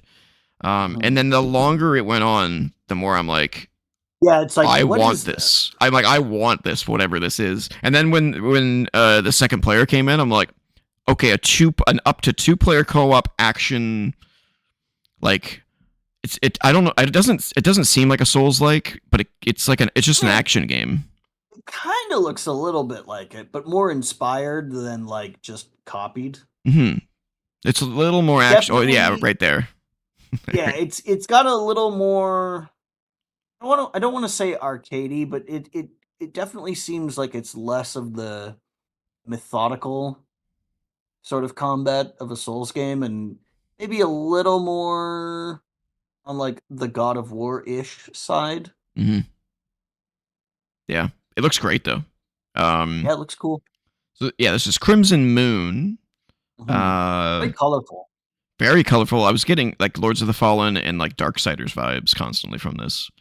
Yeah, I also got a bit of Darksiders from it. Yeah, for a while I thought it was Darksiders 4. I'm like, is this the reveal? And then when I saw the second player, this I was part like, right here, I was like, I was watching this. I was like, is that fucking Dracula's castle? What is that shit? And then they revealed, oh, it's something completely different. I was like, okay. Yeah, I was really getting Castlevania vibes for a minute there. Yeah, this one's gone on my keep an eye on list. Yeah, I will say, I'm pulling back my excitement a little bit because I was really pumped when I was watching this stuff, but I'm pulling my excitement back because it's from Probably Monsters, which they don't have like a great pedigree. That's kind of like they have 3 games and I've never heard of any of them. Okay. It's like Ire the Prologue, 2 other ones I've never heard of them, and I'm like, I've heard of that company though, which is weird. I've heard of the name Probably Monsters before, so I don't know. That doesn't mean that they don't have a great pedigree. It's just like you're not familiar with it. Yeah. Ire a Prologue, Nakomi Nazi Hunter, and Stormlancers. I think Stormlancers is the one I've heard of. Yeah, it was a 2D sort of action hack and slash game. It's on the Switch. Okay. Nazi Hunter's weird. So I'm withholding expectations. We'll judge it when it gets here, obviously. It had another 2026 game. Yeah. So another one where they're like, hands in the air. We'll see what we can do.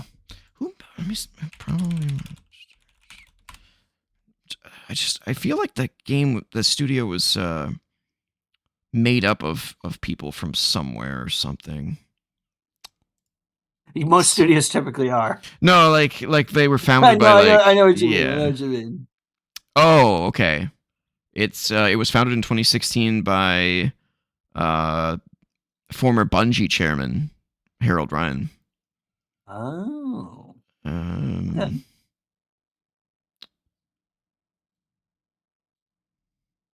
There's also some people from Firewalk Studios, and they had a partnership with Sony for a while. Oh, they sold Firewalk to Sony. Firewalk was Firewalk Concord? I don't recall. If it was, they fucking they dodged a bullet. It is. Yeah, it's the Concord guys. Yeah. they sold the that's why I know that name from all the times we talked about Concord. That's so funny. Yeah. Probably the Monsters is who Sony bought Firewalk Studios from. That's so funny. So so they kept Crimson Moon, and they were like, "Here, have Concord. It's the better one." Yeah, sure. Maybe they saw the writing on the wall. Yeah, it seems like it. They showed more of Beast Reincarnation, which is the Game Freak's game. Again, I don't know what makes this game stand out from all the other Asian third-party, third-person action adventure games. Like, I don't know. Mm-hmm. Just looks generic to me. Okay, this next one is where one of my rants come in. Okay. So I talked about Mina the Hollower. Mm-hmm. And I said the demos impressed me, right? Mm-hmm. How in the fuck? Okay. How many times has this game been delayed? I think this game was supposed to come out in like 2024. So like it's been delayed like 5 times. It's crazy. They delayed again like a week before it was supposed to come out last year. and they don't give a release date. They're like, we just need time. It finally resurfaces after, let's see, October, November, December, January, February. After 5 months, it resurfaces again. And you still don't have a fucking release date. It said spring 2026. Are you fucking kidding me? Technically, it's not spring yet. I know, but why is it even there? It shouldn't have even been on the show. Find a date that you're actually going to hit and then tell me. Because now I have to wait for another trailer that's going to come out and be like, okay, now we have a date. Stop. Just stop. Just fucking finish the fucking game already. Like, Jesus Christ. I was so mad. I'm like, the trailer started and I'm like, oh, okay. It's back. We're going to get a release date. In my mind, I was like, oh, it's going to shadow drop. They're going to be like, and it's out now. And then I see fucking spring 2026 and I went, are you fucking kidding me? Fuck you guys. What the I was so mad. Couldn't believe it. So, I mean, I still hope the best for Yacht Club games, and I still hope the game ends up being great. But get a fucking better media team. You guys don't know what the fuck you're doing. It was supposed to come out in 2024, for fucking correct. Like, it's a GBA game. Or a Game Boy Color game. And it's taken a 2-year delay. Why? Fuck. And it still doesn't have a release date. We still don't know when it's coming. Sometime this spring. Whatever the fuck that means. Okay, rant 1 over. Breathe. Yeah. Next up, they showed I don't know. DLC for Neva. So that's interesting. Neva is the game with from the guys who made Grease or Gris. Yeah. I still haven't played Neva, so I don't really know. But prequel DLC out on February 19th. Now, this next one I was super excited about, and I know you probably were too. I'm not sure how I feel about it, though, after seeing the trailer, and that is Shinobi Ops, which is the game from the Tenchu studio. What is it, Acquire? Yes. I just don't know what this game is. It's a ninja game, but is it a 4-player ninja game? Or is it a third-person game? Or is it a top-down strategy game? Like, I don't know what it is. It seemed like a multiplayer game, but I mean, because like you've got 4 people there. Yeah. Like maybe it's you only see your perspective. Like it's not you travel together in a group. It's you split up and approach the target from different angles. My theory is that this is like Shadow Tactics. Do you remember Shadow Tactics? Yeah. Or like Desperados, you know, a game where you control like 4 different characters, but you have to switch between them and like strategize what you're gonna do. I think it's one of those games. Which, if it is, zero interest. I hate that genre. If it's not, then I want to know more. But this is the kind of trailer I hate because I don't know what the game is. When you reveal your game, I should know exactly what this game is from your first trailer. And also, 2027, so it's like, we're not going to find out for a while. This is going to resurface at like the Game Awards this year. And we're going to be like, oh yeah, this game. What is this game again? So I think it's a bad trailer. Because I still don't know anything. I know it's a ninja game. That's about it. With 4 different characters. So, we'll see. This next one is kind of going viral. And that is, I'm going to fast forward through this trailer because it was a little long. But this is Project Windless. Yeah. I don't know what to make of it. That's not the gameplay. So you play as a giant chicken, humanoid chicken man, and it looks like a muso. Yeah, the whole time I was looking at this, I was like, when do we face a giant enemy crab? Right. I don't know what to make of it. The design of the character is dope. The chicken man. It's really unique. Mhm. But what is the game? Is it a Muso? I don't It know. certainly looks like one. It does. But then you've got shit like that where that Yeah. looks like a And Tomb Raider that. kind of thing. And now this looks like Zelda Breath of the Wild. Yeah, it's like, and then this looks like a Muso again. Hmm. I mean, maybe it's all of those things to some Yeah. degree. Also, why is it called Project Winless? Why didn't you just call it Winless? Stop with the Because they don't have a final name for it yet. Ugh. Then don't show it. I hate that shit so much. I hate it. Project Triangle Strategy. Fuck me.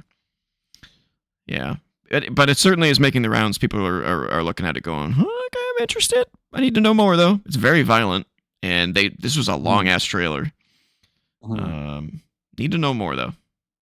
Yeah. Need to know more. Because I don't know. Again, I don't know what it is. If it is a Muso, I probably have no interest in it. The only Muso I ever enjoyed was the Zelda one, the first Zelda one, whatever. What was that? Hyrule Warriors. But that's because it was attached to a franchise that you're familiar with. Yeah. All right, this next one got me interesting and unusual. Have to know more. Yeah, interesting and unusual. Have to know more. It definitely looks high budget. It's from Crafton Internal Studios, which is interesting. Have they made anything?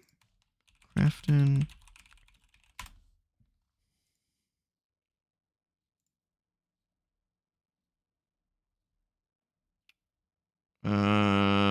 Oh, this is the PUBG studio. Oh. Okay. Interesting. I don't know what to think about that. The only other game they've made besides like mobile trash is PUBG. Well, PUBG and Inzoi, which didn't do very well. That was that Sims like. So expectations lowered a little bit, but that gives them the ability to blow me away. So yeah, this next one got me super stoked, and I hope it got you super stoked because holy shit, this game looks amazing. We got our first gameplay look at Star Wars Galactic Racer, and good God, it looks good. This game looks gorgeous. If I was to picture Star Wars Episode 1 Racer, next gen, or next gen, I guess, because it was a 64 game, this is what I would pick. This looks amazing. Yeah. Like the lighting, the... very un-Star Wars music in the trailer, which I found kind of weird. It was a little strange. Like, you couldn't get the Star Wars theme in there. You couldn't get Duel of the Fates in there. Like, I guess they just want to make it its own thing, I guess. I don't know. I guess, but, like, it's pretty iconic music. This literally looks like Burnout in Star Wars. Yeah, I know, right? There was even a minute where there was a second in there where I was like, is that Crash Aftertouch? Yeah, I'm pretty sure. Slow-mo? I'm pretty sure it is. Isn't this the studio that has former Burnout people? Galactic Racer. Maybe? Who's the developer? Fuse. Man, you go fast as shit. There's that Crash Aftertouch. Yeah. Yeah, that it is. Founded in 2023 by former Criterion leaders. Yeah, okay. Well, then that makes a lot of sense. Good pick. Good pick. So, you remember how last time we were talking about Episode 1 Racer, I said that, there's Sebulba and there's Ben Quadraneros. You remember how I said that Episode 1 Racer was one of the few racing games that, like, properly communicated the sense of speed to you? This looks like it does it as well. That scenery whips by you fast as fuck. Yeah, especially at the end there when they're doing that desert, or like that, like... Yeah. Like this right here. Oh, man. Like that. Look at that. Yeah. And it looks so smooth too. Looks like 60 frames per second gorgeousness. Yeah. Oh, yeah, I'm looking forward stoked. to that. Yeah. 2026 as well. Again, another company that's like, can we get there before GTA? I don't know. Yeah. So we'll see. Next up, they showed more of 007 First Light again. Yeah, which I thought was really weird. Like, we've seen a fuck ton of that game. Yeah, stop showing these games. Holy fuck. Yeah, because I didn't watch the stream live. I watched a replay of it. I just skipped past that because I was like, yeah, we've seen so much of this game already. Yeah, I didn't watch it. I checked my BlueSky account or something. I was like, I don't need to see any more of this game. Tell me Like you, something I haven't seen before. yeah. I mean, and it's still we still have 3 months before the game's out, and I'm like, it's going to show up again somewhere. Like, Oh, stop. You know what they need to do? It the problem isn't overexposure per se. The problem is that they're announcing games too fucking early, and then they have all this fucking space to fill in where they're like they don't want to let people forget about it, and it's like maybe if you didn't fucking announce it 2 years ahead of time, you yeah, know. but that's better than how it used to be. Remember when you would get games like 5, 6, 7 years before they came out? Oh, I don't need to remember. I don't need to remember because I'm gonna give you some examples of that fucking Like shit. Cyberpunk? Yeah, yeah. Just I'll save my rant for when we get to the game that needs to be ranted about. But yeah, this was another one where I'm like, stop the overexposure. Mm-hmm. All right, next up was a kind of a huge thing. They did a behind the scenes look at Konami, talking to a Sony rep, a third party global relations, whatever his shtick was. That Konami came to Sony about the state of play and was like, "We have a bunch of shit. Can we show it off at the state of play?" And I guess PlayStation was super impressed by the slew of stuff that they had, and it's very apparent, I think, at this point that Konami's back in the game. They're ready Yeah, they're to. interested in making games again after Yep. that like weird 8-year period where they Just did said very no. little. I can't remember. Someone told me a story. I guess they pulled out after Hideo and that whole shtick happened, and then they focused on Plinko machines, and there was something else they focused on. I can't remember what it was, but it was something related to Plinko. Like it was like some sort of casino esque. Yeah. So Konami, they have Stuff. an entire division devoted to gambling machines. Yeah, It's a big part of their business in Japan is pachinko machines and stuff like that. Pachinko. That's what I was. Yeah. Yeah. So that they did a lot of that almost exclusively. I mean, they would like license stuff out, they'd publish some stuff, but like Nothing. they were No not they were internal not development. That's for sure. yeah, there was not internal development the way that there used to be. And apparently, the reason that they came back was due to COVID. Apparently, their pachinko and gambling stuff took a major hit Yeah, I bet. due to the pandemic, and they haven't fully recovered from that. So they're like, well, let's go back to what we. Let's go back to our core business. Yeah, let's go back to our core business. Smart. So yeah, it seems like Konami's back in full force, which is good to see. Yeah. You know, I still hate what they did to Oh Hideo, but yeah, yeah, that was that whole debacle, and we still don't know all the details of that. And I really do hope that one day we'll learn exactly, or at least when approximately, what went on in there. Because when Hideo writes his memoirs, I don't think he will. Like, no, it's gonna have to be someone else. yeah, Hideo doesn't seem like the man to gossip or reveal things behind Yeah. the scenes. It's an anti. It's not really a Japanese thing, No. to talk about that kind of business. Yeah. But let's get to all Which the is why crazy. I'm hoping it'll come from someone like external who has the knowledge. Yeah, hopefully. Yeah. Just there's so many games and stories within the industry where I'm like, What the hell happened? yeah, what the hell happened is more interesting than the product that was eventually released. You know what I'm saying? Like, I Yeah. would love a documentary on Duke Nukem Forever.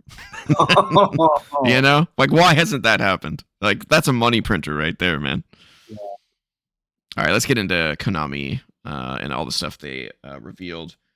Starting with the long anticipated Metal Gear Solid Master Collection Volume 2, which includes 3 games. Metal Gear Solid 4, Guns of the Patriots, finally taken off of the Finally. the No longer. the island of obscurity that is the PS3. Yeah. It looks great. Yeah. Like, I don't know how much texture retouching they've done, or if this is just like running in 4K. It looks great. Looks great. Yeah. I can't wait to watch it. Okay, but that is so true. You can drag the game out longer if you want to get absolutely everything, but it is 100% possible to finish that game in less time than there are cinematics. Like the total length of the game's cinematics can add up to be longer than the gameplay if you rush through it. I think I had a yeah, so the total average runtime of the game is 18 to 20 hours, 7.5 to 9 of which is cutscenes. Yeah. What the fuck, Hideo? What were you thinking? Yeah, like if you watch the fucking you know the conversations that Snake and Otacon have on the plane when you're controlling the Metal Gear Mark II? Yeah, if you include those, it gets super fucking long. Like what? Hideo, I love you, man. Like Metal Gear Solid 5 is one of my favorite games of all time, but yeah, 50% of your game was cinematics. Like, yeah. Do you want to be a game developer or a TV show producer? Yeah. Now this Peace Walker, oh, I'm happy to see that. Does it look any better than the original? Like, or not the original, but the remaster? Because it was already remastered, right? So like, yeah. So there's the PSP version, and then there was a PS3 port, which I have, where they did touch up like models and textures. Does this look better? This looks about the same as I recall it looking on PS3, except running at a higher resolution. Yeah. So things are, you can resolve more detail in there. Okay. But I mean, Peace Walker looks pretty good. Like for a game that was originally a PSP game that got a PS3 upgrade, like I'd say it looks a lot better than it kind of has any right to. I do want to get that kind of upgrade. I do want to replay 4, and I do want to try Peace Walker. Peace Walker's good. Peace Walker, I've heard nothing but good things about. My only problem with it is the controls. I don't know whether I will be able to adapt to them because they were made for PSP, so they're a little. They did them for the PS3 controller. Yeah, but they did that for the Metal Gear Solid 3 remake that I played, and it still felt old. So I'm like, I don't know. Then this is not a remake. This is just a remaster. So. Yeah, well, I will tell you that it felt totally fine to me. Okay. Well, then you'd probably like Snake Eater remaster or remake or whatever it's called, Delta. One thing that they kind of glossed over in this trailer, it is mentioned in the trailer, but only with a graphic, is that there is a third game in the collection, and it's called Metal Gear Ghost Babel, which I think. Oh yeah, that's the Game Boy Color game. Yeah. I don't know. I don't know why they didn't like show it. It's a little weird. So yeah, 3 games. That game is actually good. Mm-hmm. It was really weird. It was basically like, here's an alternate version of Metal Gear Solid because it starts the exact same way as Metal Gear Solid with like Campbell pulling Snake out of Alaska and all that. But other than that, it's like a completely different story. It's very, very weird, but it's fun. It's a fun little, like it plays like the original Metal Gear. It's it's like a top down game. It's totally fine. Do you think they should have put 5 in here? Because the first volume had 5 games. This one has 3. I mean, 5 is like readily available on Steam already, so it's like, what's the point? And it's also on PS4, which plays just fine with PS5. Peace Walker is also available on PS4. So is it? Yeah, because they've done these collections before, but like to a lesser degree. Like they've done. Well, it's not available on PC, is it? I don't think it is. I mean, outside of emulation, of course. No, it's not on PC. Yeah, emulation only. But I'm pretty sure it's on PS4. Like a remaster. Oh, I guess not. Oh, okay. Well, then there you go. So I guess it was just the PS3 version. Okay, well there you go. So I'm wrong. They are modernized.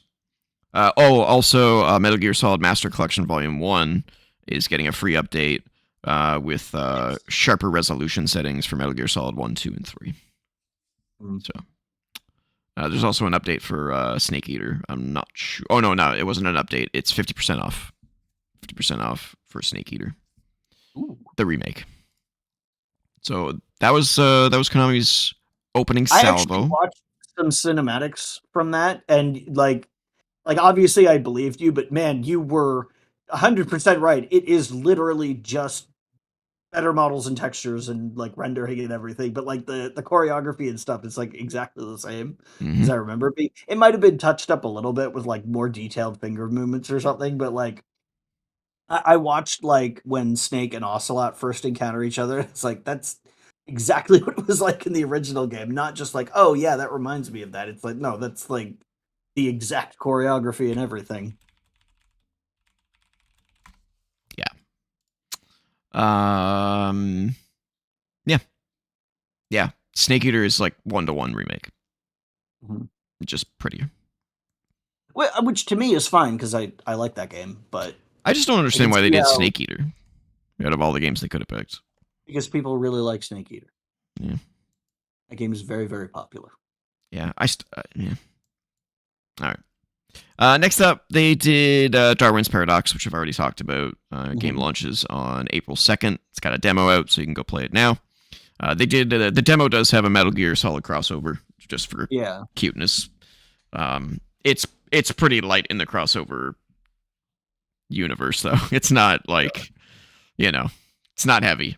They basically introduced the sound of, when someone spots you, you hear that, and you see like a Metal Gear Rex at one point, but otherwise there's not a whole lot. Oh, and then the cardboard box thing, but yeah. It's just references more than anything, but it's cute. But the big news for me and you, I'm sure, is Castlevania is turning 40, and to celebrate, we finally have a new 2D Castlevania out this year, 2026. You play as Trevor Belmont, and it's called Belmont's Curse, and it looks fucking gorgeous. I was confused. Is this like a remake of Castlevania 3, or is this a different thing? Apparently, it's a new game. Okay. Looks good. It looks fucking gorgeous, and it's from a company with good, or a studio with great pedigree. I can't remember their name, but I know they do a lot of this kind of stuff. Let me see if I can look up real quick who they were. I mean, like this is exactly the shit that Konami should be doing. If they don't know how or don't want to make the games themselves, fucking license it out to someone else and let them make it. Yep. Oh, it's the Dead Cells guys. Oh, well, there you go. Makes total sense. Mm-hmm. Yeah. This is the kind of thing that other companies need to learn about using their IP. You know, look for studios that match your IP. Or that Konami should have learned like half a decade ago when they were in that great dearth of games. Mm-hmm. Yeah. Like just shop around your IP to other people, man. Like there's Can you great imagine if they had studios. given this to the fucking Bloodstained people? Yeah, just come full circle. They would have jumped on board immediately. Although I mean, they're working on Bloodstained 2 right now. But I think isn't the Bloodstained studio one of the guys who was at Konami? Yes. Yeah. Yes. So they probably wouldn't have joined. They were like, I left you on purpose. Fuck you. Yeah, he was one of the designers for like Symphony of the Night and stuff. Yeah. I thought that it was going to be a Symphony of the Night remake at first, and then I was like, oh no, it's a new game. Sweet. It looks great. It looks a lot more fast than I'm used to seeing Castlevania games being, but that makes sense given it's a Dead Cells developer. Yeah. I think I think it looks like a good fit. This looks like it could be a lot of fun. Yeah, this looks sick. I'm super digging the cell shading look. It looks gorgeous. Like the color palette is amazing. Yeah, like obviously being from the Dead Cells guys, it's gonna have that look, but like good choice, Konami. Bravo. So there's that coming 2026. You see what I mean about how that other game it looked like Dracula's Castle at the end? Crimson Reign? Yeah. Absolutely. Yeah. So yeah, this is another game that's just 2026. Another one that fears the wrath of GTA. Yeah. Can we hit October? If we can't, we're delaying. Next up is the previously announced Silent Hill Townfall. Gets a gameplay Yeah, reveal. so it's kind of interesting to me that they had the Silent Hill 2 remake and then Silent Hill F, and that's just fresh out, and they're already showing off a new one. But like, you know what? Strike while the iron is hot, man. Silent Hill 2 So, remake had a huge, like, really good reception. F has had a really good reception, and they do the triple play. well, they announced all of these games a while ago. Yeah. But they're to show off the next one like so soon after the Mhm. last one was released. It's like that Strike while seems the like iron's hot. yeah, going like maybe you're going too hard too fast. But on the other hand, like if both of those previous ones were good, let's let's have a third good one if you can make it good. And from this, it looked like it'd be pretty cool. It looks creepy. Yeah. It's hard for me to comment because I played the remake of 2 and I was like, not feeling it. But I have Silent Hill F sitting on my desk, so I'll be able to see where the modern Silent Hill is going. Mm. Um, this one's first person though. This one's not third person like F is, which is interesting. It does look freaky as fuck though. Also, it takes place in Scotland instead of Silent Hill. But I mean, I guess we're just doing that now because Yeah. F takes place in Japan. So Yeah, they're just like, Silent Hill, we don't need to be in that town. World Tour. Yeah. You know, we're going international with it. Silent Hill's now not a place; it's a It's franchise. Yeah. But yeah, it looks creepy. There's a little TV. Yeah, the portable, like the old school portable TV Mhm. instead of the radio, and it looked like there was like if you held it up, you'd get like some kind of special vision, like a thermal kind of Oh, that thing was. almost. I hated that. Oh, I hated that. Where the little. Oh yeah, with the IV or whatever Oh coming yeah, out. coming out of his chest. Yeah. Oh, see there. Yeah, there's Yeah. the vision mode. Yeah. This looks cool. Yep. I could I, go for this. whether. Oh yeah, ripping it out and the IV lines coming out. Yeah. So I've had an IV in the back of my hand before. Yeah, it's not fun. Oh God, fuck me, dude. Yeah. That was the worst. That's the worst. Yep. Just it feels like you're just worried you're gonna rip it out. I felt so fucking sick to my stomach. I felt like I was gonna pass out. Yeah, it's not fun. Yeah, I can take it in the elbow all day long, but in the back of the hand, it's Take it in the elbow. oh yeah, baby, work those elbows. In my money makers.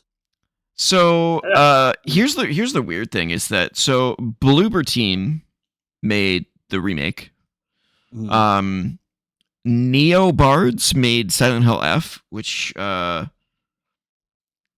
don't know. Like I'm looking at their website and they're kind of all over the place. I think they're mostly a support studio because they've got like credit on the Devil May Cry HD collection, the Resident Evil multiplayer games, Marvel Avengers, Resident Evil 2 remake, Resident Evil 3 remake, Resident Evil 7 next gen version. Yeah, it's got support studio written all over it. Yeah, there's nothing here that has like an original game. Final Fantasy 7 Rebirth, like there's definitely a support studio. So Silent Hill F seems to be their first fully developed game. I mean, that's a hell of a way to come out of the gate. Yeah. You know? I don't see any other studio attached to. Yeah, it's just Neobards. So that's definitely their first like full game. So that's kind of the dream, isn't it? Right? Like if you got a support studio, it's like, we're working on cool stuff, but maybe we'd like to make something cool ourselves. And then you get gifted the opportunity to work on a franchise like Silent Hill, and you're like helming it instead of supporting it. That's gotta be sick, man. Raven. Oh shit, man. Oh God, yeah. Right. So I'll have more to say once I play Silent Hill F, but the fact that it's from a different developer, the developer of Townfall is who did I say? Screenburn. Oh yeah, it's on this fucking screen. Annapurna Screenburn. So what does Screenburn do? Also, non-committally coming 2026. Right? The theme of the show. Theme of the show. Nobody wants to make a release date. Screenbird Studio. Let's see. Tread lightly around that tiger. Yeah. So the only game that the Screenburn Interactive has made, it looks like, is Stories Untold, which is in 2020. It's a PS4 and Xbox One game. I don't think I've heard of that. Stories Untold. I mean, maybe they've been working on this for a while then. Mm-hmm. I mean, they would have had to have been if it's supposedly coming this year. Yeah, I don't know. It would also explain why all these games have been farmed out to different studios if they're going to just have them one after the other. Trying to find anything on Stories Untold. Oh, it's got a Metacritic of 81. What is this game? I can't really tell what it is. It just says 4 stories, 1 nightmare. I'm gonna have to look into that. I'll report back on that. Stories Untold. So yeah, more exciting stuff from Konami. The next one I don't have any video of because I couldn't care less, but it sounds like you were interested. Rev Noir. This was the other anime one, JRPG. Looked like it might be okay. Maybe. I don't know. More info is needed. More info is needed, yeah. So I have nothing to say. The rain gimmick sounds very Death Stranding-ish. So who knows? I tuned out. As soon as I realized it was a JRPG, I tuned out, unfortunately. I just was like, I can't invest my brain into them anymore. I just can't. Yeah, it remains to be seen. Need more info. Yeah. Bad name. Rev Noir. What the fuck does that mean? Yeah, who knows? Project Triangle Strategy. I mean, if we're gonna spend time complaining about games with bad names, we're gonna be here a long time. Name me one. Remember when Nintendo named 2 systems the Wii? Wii U. Wii U, Wii U, Wii U. Yep, the Nintendo ambulance. Fucking idiots. All right. Next up, I don't really have much to say because we didn't really see anything, but they're making a John Wick game. I clocked that pretty early because it's like, oh, this guy moves like John Wick. Oh, they're not showing his face. Oh, this is 100% a John Wick game. And then they do the reveal as if anybody hasn't because they went on for a while without showing his face before the reveal. It's like, guys, everybody knows at this point. Everybody knows. You spent too long building it up. We all figured it out. Yeah, it went on too long. And it wasn't gameplay until it was gameplay, but it was like 80% a cinematic and then 20% gameplay. I'm being kind on that, probably. No date. Like presumably in engine, but like, whatever. Yeah, no date. It'll either be good or it won't be. Like it seems weird to me that we're doing because. We haven't actually had like a lot of games directly based on movies. Like they're all mobile games now. The movie adaptation game. Well, and also it's like we're 4 John Wick movies in. What took them so long? Yeah, we're a little past that. Well, no, we're technically 5 because of Ballerina. Mm. 4.5, I guess, because it's a spin-off. I've only seen 1, 2, and 3. I love 1 and 2. 3, I was like, 3 was extremely busy. Like that movie, there's so much happening in that movie that it's hard to keep up with. Should I watch 4 and Ballerina? I haven't seen 4 yet. Okay. Have you seen Ballerina? But like, no, I haven't. Okay. But we'll get there. Like John Wick 3, like there's so many kills like per second that you can't appreciate the cool way he killed that guy because he's killed 2 other people in the time that it's taken you to process what he did. So you're always behind. Like you have to watch that movie at like a quarter speed to fully appreciate everything that happens in it. That's not a good way to watch a movie. No. I liked Halle Berry in it though with her dogs. They were cool.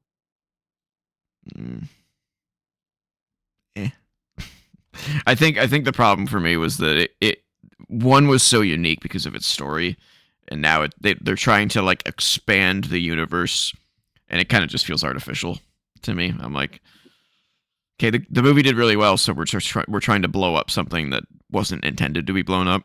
You know, I don't know. Yeah. I should get around to watching 4 and Ballerina though. Yeah. For a guy who just wants to live a quiet life, he sure is still really fucking good at killing people. Right. The other concern I have for the John Wick game is it's from Saber, Yeah, I saw that. which doesn't have a great pedigree. I mean, they have an okay pedigree, so like they're kind of all over the map. They did World War Z. They do the Mud Runner games. They did Space Marine 2, which a lot of people like. I really got to get to that game at some point. Yeah. Painkiller, which didn't do well. Yeah, they're a very solid. Okay. Well, sometimes it hits, sometimes it doesn't. Here's the thing that worries me is that they have 1, 2, 3, 4, 5, 6 games in development right now at that studio. They got a lot of projects going on.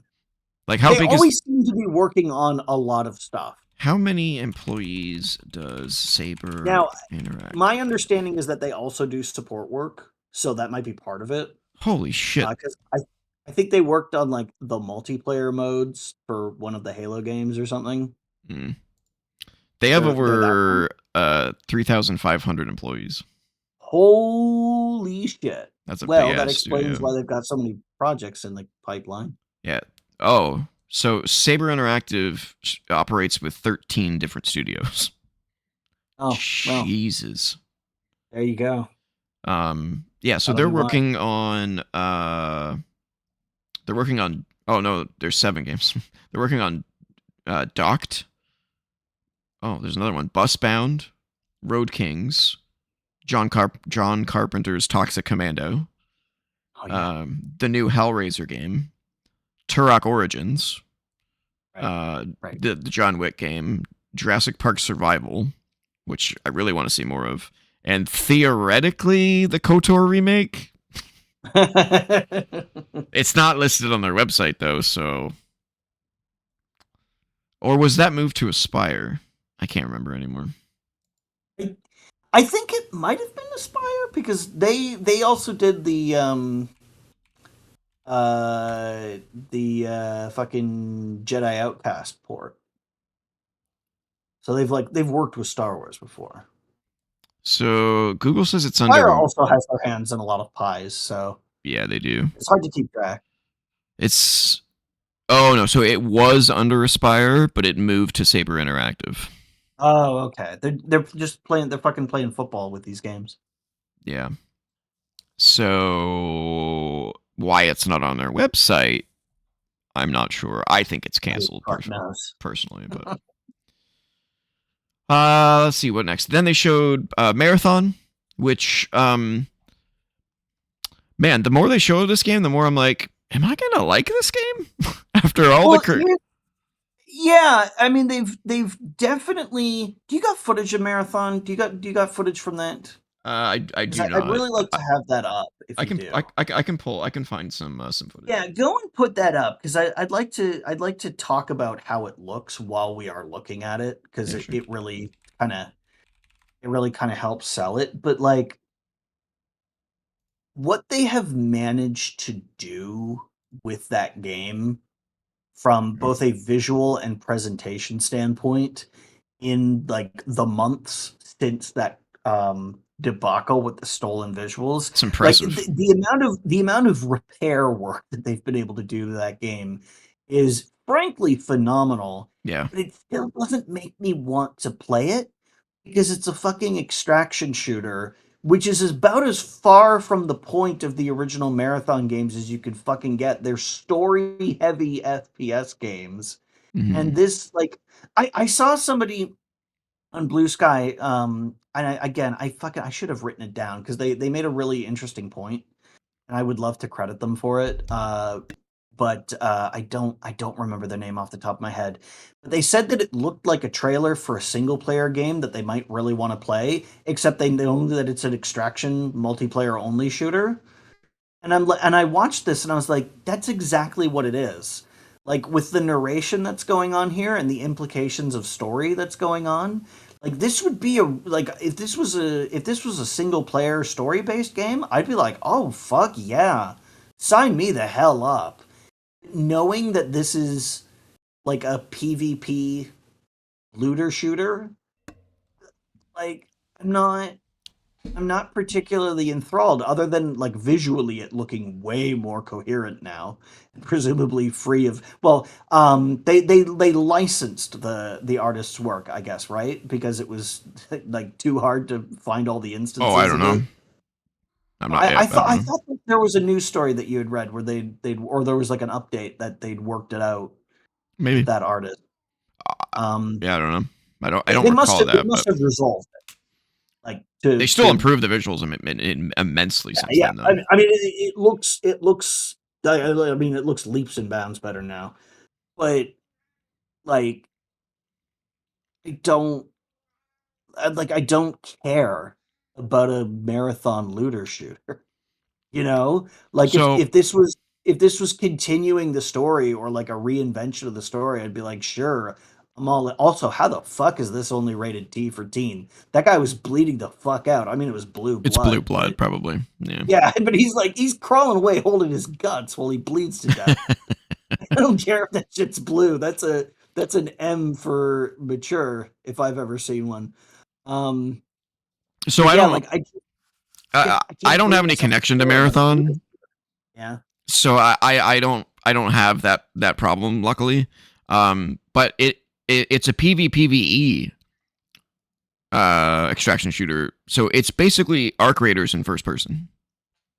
Which, Hmm. after what Arc Raiders did for me, I'm stoked. My only concern is, will it do the same thing that made me like Arc Raiders, which is have lobbies where friendly people are going to be instead of all PvP? Because if I it is I strictly don't think PvP, I don't. I don't think that's going to be the case because the focus of the promotion has been very heavily Oh on yeah. PvP. Like it's like every single thing they've shown has been players fighting each other. So I think it's going to lean heavily on the PvP to, compared to anything else. Which is just not it's just not. I mean, Marathon had a multiplayer element, but it was like in addition to the story heavy single player campaign. Like if this was an extraction shooter mode attached to a story heavy single player game, then I'd be like, okay, sure, totally fine. I'll play the story mode and maybe I'll check out the multiplayer at some point. Mhm. But when multiplayer of and especially of this type is what and all you have to offer, like it just feels like such a waste, Of the IP. of the IP.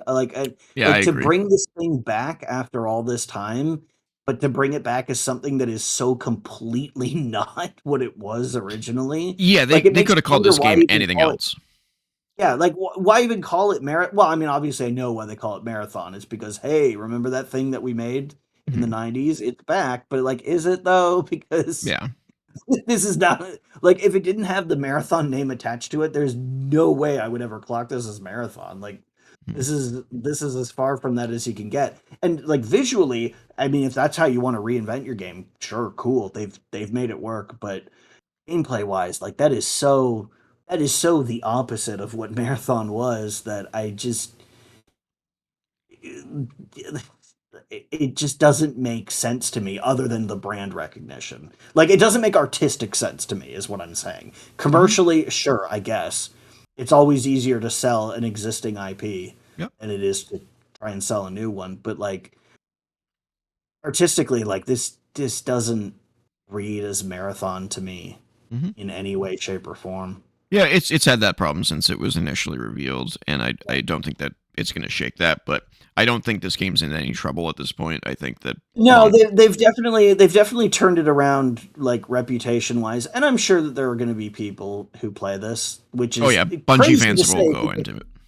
because like if if you had asked me that question like 8 months ago, I'd be like, nah, this shit's dead on arrival. But they've turned it around. Yeah, yeah, They've it's to be commended. yeah. But Absolutely, like congrats to them. Yeah, but who is this for? Like, it's not for old school Marathon fans. No, it's definitely for Bungie fans that just want an Yeah, extraction shooter instead of Destiny. Yeah. yeah, but they should have called it anything else. Yep. I agree. You know, because 100%. admittedly, a big part of the reason why I'm so down on this is just because it's not Marathon, despite wearing the name. Mm-hmm. I don't even have that much of an attachment to Marathon. I've only played the first one and only for a little bit. And I didn't play it back in the day because I didn't have a Mac. You know, Yeah, I I never played played it it. years later. It's fine. It's fine. It's a very like 1994, I think was the year it came out, kind of shooter. It visually nice, high resolution graphics compared to something like Doom. Um, but it's like it's what you'd expect from a shooter of 1994 in terms of gameplay. It's very straightforward. What the thing that sets it apart is the focus on storytelling. Which is the opposite here. Which is the opposite here. I mean, I guess there's going to be a story in this, but like, Arc Raiders has a story, but it doesn't. Yeah. It's not Yeah. a core part of the experience by any stretch of the imagination.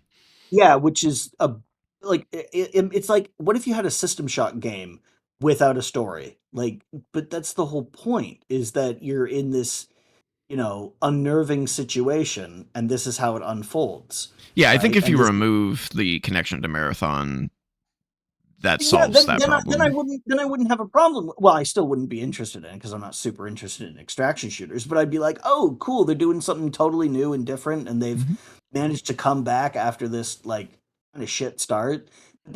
I'm so hung up on the fact that it's branded as Marathon when it is so not Marathon. Yeah, yeah. I don't think that will affect its popularity at all. But it Probably does. not. It does have a. So the game is actually released on March 5th, but there is going to be a free preview server slam, which is February 26th to March 2nd. That everybody Let's see if we play. can break the servers and find out if we need to buy more. Yeah. Which I will Spoiler alert, the answer is probably. almost always yes. Yeah. It'll break day one, and then it'll be fine for the rest of the time. I'll definitely check it out for the show. Plus, I just kind of want to know if it is going to be. I there's a lot of details that they just haven't gone over. Like, can I play alone, or do I have to play with two other people? If I can play alone, I'm very interested. If I can't play alone, dead on arrival for me. So we'll see. We need more info. And also, I want to be clear, like, and I've said this before, especially in relation to this game. I don't want this game to fail. No, neither Like, do I. I'm never rooting against a video game. I want every game to succeed because, people work really hard on them, and it's also good for the industry when, games aren't dead like 2 weeks after they come out. Concord. Although that has as that much has more to do with with PlayStation. yeah. That's a complex story. We've gone over that many times. But like, I want to play this. You know what I mean? Because it does look cool now. It's not It's not your genre of genre. game. It's not a genre that I'm really interested in, and I'm kind of bitter about what they're doing to the Marathon name. even though, like I said, I don't have a huge like emotional attachment to Marathon. It's just like, it really feels like they're digging up a corpse. Do we know if this is free to play? No, it's not free to play. I don't. It's a premium game. I don't know. So okay. Yeah. Well, who knows? Who the fuck knows? But I want to like this. I want to find it interesting because they've done such a good job of making it look decent and interesting. It's just so much. So much about it is just going against it for me. But it is nice to look at. It's it's a $40 game, US. Okay, that's reasonable. It's not full price, which is nice. For a multiplayer only game. That does concern me a little bit. But I think the fact that they're doing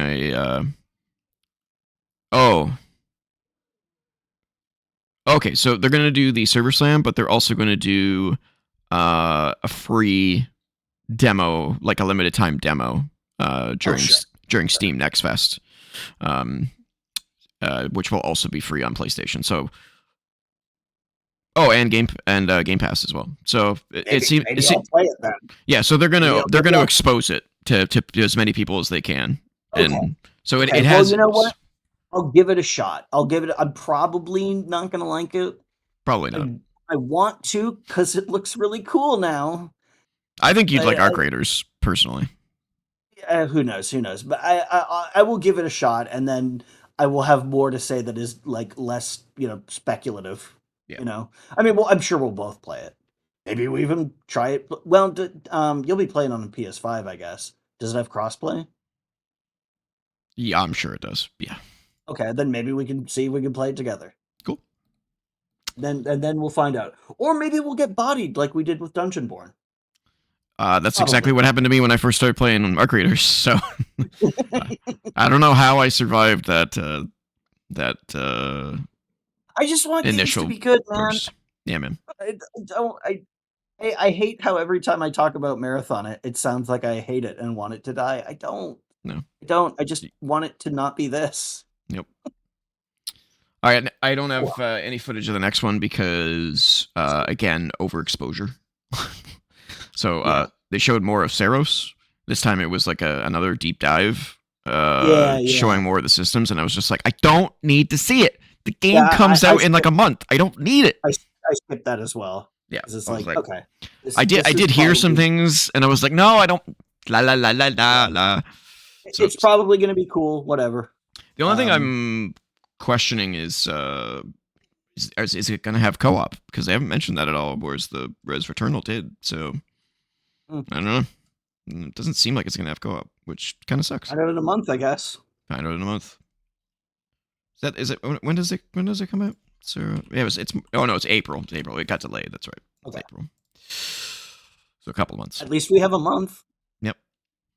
It's not the 2026 that everything else has been so far. Yep. Here's another game that's not a 2026 maybe game. And that's this one was kind of a surprise. Marvel Tokon Fighting Souls, the Marvel fighting game from SystemWorks, has a release date, August 6th. Okay. And it looks gorgeous. Yeah, I mean, this is Arc System Works. So this is the Guilty Gear people. This is the Dragon Ball Fighters people. Like these people make the best looking fighting games out there. Yeah, it looks amazing. I will have no time to play it, but I'm happy for the people that will absolutely love it, I'm sure. Okay, it's time to get into my rant. Okay, let's hear it. This one's been building, baby. You've had one, I've had one. It's time for you to have one again. Well, this is my second one, technically. This is a very ranty episode. A very ranty episode. For the final announcement of the show, the PlayStation Studios logo pops up. Oh, baby, here comes their next first-party exclusive. All right. Oh, shit, it's Santa Monica fucking Studio. Finally, we're getting something new from Santa Monica. Yep. What is this? What is this? I see a 1. Okay, so it's God of War related. Okay, 2. Okay, it's pretty obvious what this is already, bro. Okay, this is really wondering at this point, were you? This is a remaster of the first 3 games.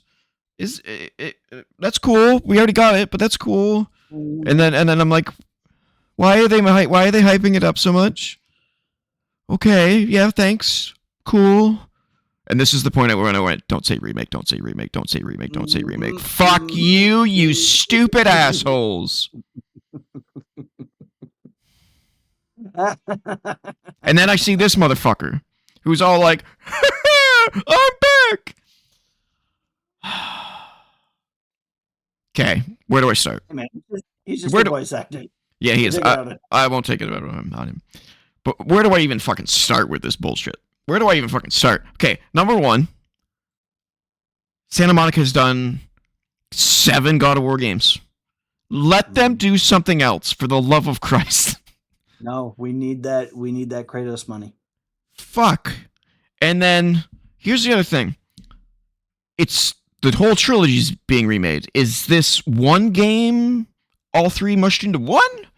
Or is this some fucking Final Fantasy VII bullshit where we're going to have 3 games all remade? Now, hold on a second. I don't think it's Final Fantasy VII bullshit, because that's one game being turned into 3.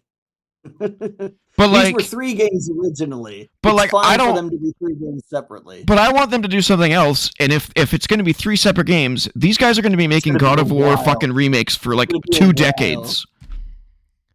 Well, I mean, And I'm assuming they're gonna share assets through those games. Like we're gonna have the same Kratos model all the way through because it would be insane to remake them each time. I do see your point. Is but it gets worse. yeah. But it gets worse because 2 things happened after this. Mhm. Number 1, the game is described as now in development. Are you fucking serious? Not coming this year. Not coming next year. You're In telling me, development. you're fucking telling me that Santa Monica is now in development of the God of War trilogy remake. So we're not going to see this for 2, 3, Years. 4, 5 years, 6 years. This is Oh, a I know you're ranting. PS6 game. Gotta back up. You're peaking so hard. This is a I PlayStation know. 6 I game. know it hurt. It hurts. I was so mad. You're telling me that your announcement at the end of this fucking state of play that I'm supposed to be excited about is a logo. Is a trilogy of games that we've played twice now. On the PS2 and then That on the PS3. Andrew, I have to get excited about a remake of 3 games that's not coming out for 5 or 6 years. You showed me a logo for a game that I will be over 40 years old when this finally comes out. I mean, I'm gonna be almost 40 years old when GTA 6 comes out, so I'll let you know how that goes. How sad is it that my midlife crisis car is not going to be a real car? It's going to be a virtual car. Yeah. That's the economy. That's where we're at with that right now. Like, I'll be honest with you. I don't even want to play this. Like, I'm so mad. Well, listen, I don't want to play it either, but that's because I didn't like the original God of War games. And here's the other thing. What do you mean by a remake? Do you mean that you're making them faithfully to the original style of the game? Or are you saying you're taking the new God of War reboot style of gameplay and putting them into 3 more games that we've already experienced the story of? Is that what you mean? Because I am not excited whatsoever to play God of War reboot remade. You know what I'm saying? Yeah, I know what you're saying. I don't need more of God of War, what we have right now. Yeah. The 2 games were fine. You should have moved on. Killy Man again. Yeah. Because we had the originals, and then we had the HD collection. Yeah, and now we're getting a remake. Yeah. Potentially 3. Yeah. So that's like, well, I guess because God of War 3 was always a PS3 game. So that's like 8 versions of Shouty Man, who is the source of all of his own problems and fucking blames the gods when it was entirely him. Oh, I'll fucking fight for the glory of Sparta. Oh no, I lost. Ares, come and save me. Oh no, I killed my family because I was in too much. I had like, my murder boner was so hard. There's no blood left for my eyes, so I couldn't see them. My murder. My wife and child were right there, and I just slit them up. But somehow it's everyone else's fault. I fucking hate Kratos so much. He's so good in the reboots, but it's like, yeah, well, that's because he fucking finally reckons with the fact that he's a piece of shit and tries to make amends for that. Not that he ever can, but he's at least trying to make sure his son doesn't go down that road. That's character development. That's an interesting story. It only took them 5 fucking games to get there, or however many they made.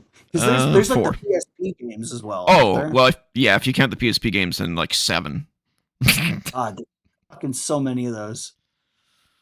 Forever for him to become an interesting character. At least they got there. But this is so depressing. I'm so like this.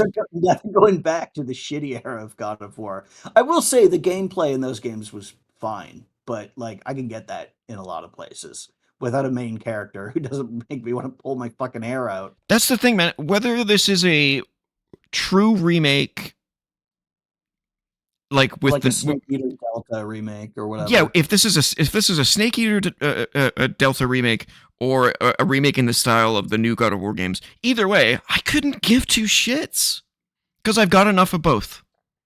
Mm-hmm. And if this is one game, okay, maybe I will swallow that pill. If this is 3 fucking games, I don't even I was jaw on the floor speechless when they showed this. You're showing me a fucking logo for a game that's 5 or 6 years away. Are you what go look at my BlueSky. Are you out of your mind? Yeah, I saw that and I was like, which of those is that for? Maybe it's the God of War thing. Like how fucking tone deaf do you have to be to put out a logo for a game that's 5 or 6 years? Mm-hmm. Like I just want to go up to whoever made that decision and be like, "What the fuck is wrong with you?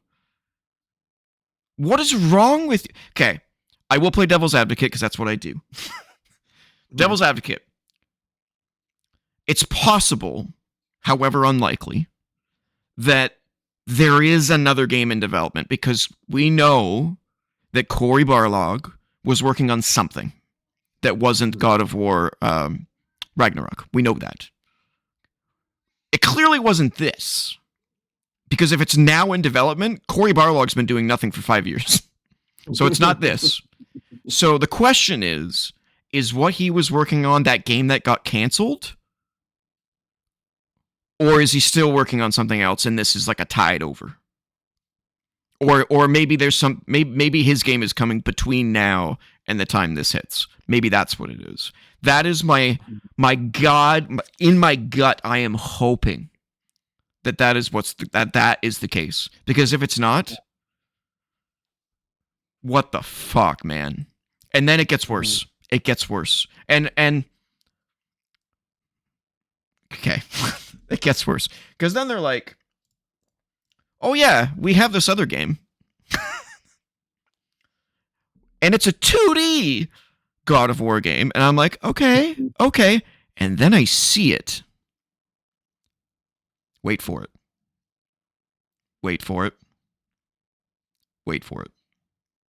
Okay, I don't want to wait any longer.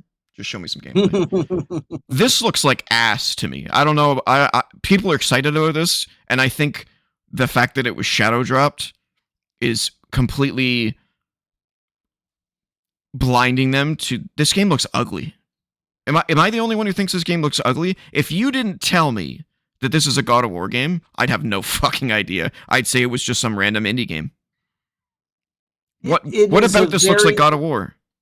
Yeah, it's got a dull color palette. Yeah, it's boring looking. Not very God of War. Like God of War has like a lot of browns, a lot of yellows, and a lot of grays, but it also has a lot of other colors as well. Like it punctuates the dullness of the stone with lots of other colors, usually red because of all the blood, but like yeah, it's not like this just kind of looks flat. It looks uninspired. It looks flat. Like if you turned the saturation up, it would probably look a lot better. Maybe, but I still wouldn't be able to tell you it's a God of War game. Oh yeah, like it's a dude with a spear. Like it's a guy with a spear. He's not using the chaos blades or anything like that. And again, devil's advocate, maybe this game is good. I don't know. We'll find out because it still hasn't been reviewed by anybody yet, as of this recording. But it doesn't look. I did not get excited as this being the final announcement of the show. Mm-hmm. Before the show, I was like, okay, out of all the first parties, someone's going to show something. They always do something at the end of a state of play for first party stuff. They always do. And I'm like, okay. I listed them all and I'm like, the only possibility is Santa Monica or potentially we finally get a look at Fair Games. And I'm like, if we don't get a look at Fair Games, that game's fucked. That game's dead. We didn't get a look at Fair Games. That game's fucked. Just bury it. It's dead. We saw a logo one time and then nothing. Nothing since. Yeah. That game's dead. And then we get Santa Monica, and I'm like, okay, sweet. And then we get this shit, and I'm just like, and then this is farmed out. Like, who's Mega Cat Studios? Let me look that up. I haven't looked that up.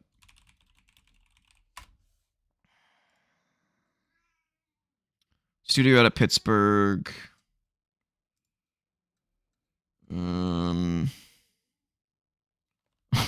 Dude, they're the backyard basketball guys. That's what they make. Okay. Backyard. That's an interesting choice. Backyard basketball, backyard hockey.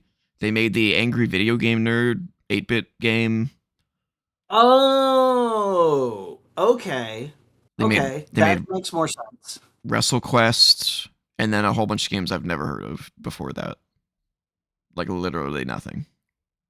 They all got a shitload of games, but like I've never heard of any of them. Oh, I mean that AVGN 8-bit game is legit. There's an actual NES version of that. So hold on, what the fuck? Oh, they were one of these companies that were still making like Super Nintendo games, like new carts. That's what this company was doing. So I guess that's where their pedigree is coming from here and why they were signed this. But like, yeah, like I said, they made an actual NES version of that AVGN 8-bit game. Oh, okay, yeah. So that it's not just in the stock. I mean, you can get a version of it on Steam, but like there is an actual for real NES version of it. I mean, it's not licensed by Nintendo or anything, but like it is a real cartridge that will play on your actual NES. So they don't half-ass it. No, I mean, maybe the game's good. I don't know. I don't think it has any reviews yet. There wasn't anything on Metacritic, better, so yeah, it just looks blech. Flat. But seriously, captured on PS5 Pro, yeah, I'm sure that makes a difference. Yeah, 2D game captured on PS5 Pro. I'm sure it just, that ray tracing.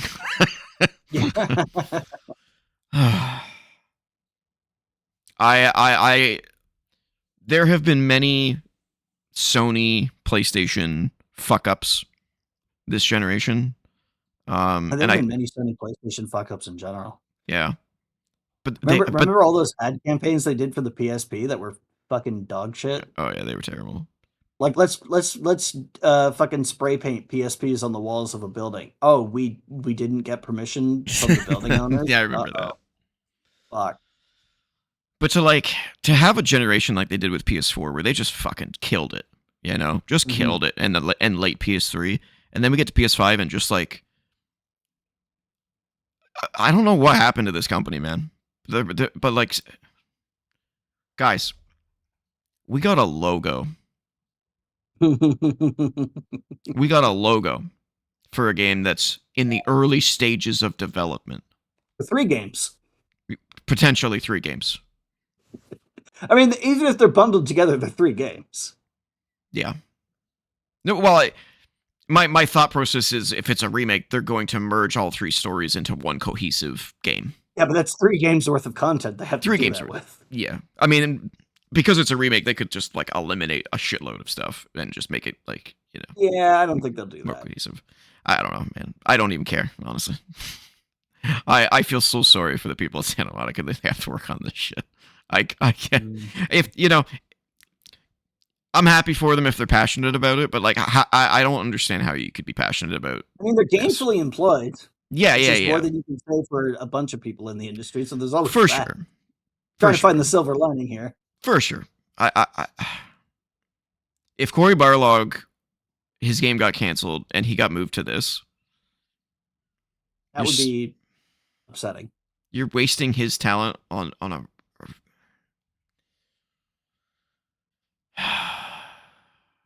I was so depressed. I'm still depressed about it. I just can't believe it. I just can't believe it. I couldn't believe it. Go watch my reaction, guys. I can feel the energy flowing out of you, like the enthusiasm, and also it being replaced with rage.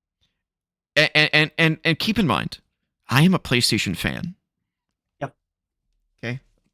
There's a reason I wear this all the fucking time. I'm a PlayStation guy. It's your platform of choice. Yeah. So anyone out there who's like, I'm a PlayStation hater, you don't clearly don't watch the show. I just can't stand when they make decisions like that. It's mind boggling. Go watch my reaction. Go. I should clip it and do like a YouTube short on my reaction. You should have been playing that in the view screen. Yeah.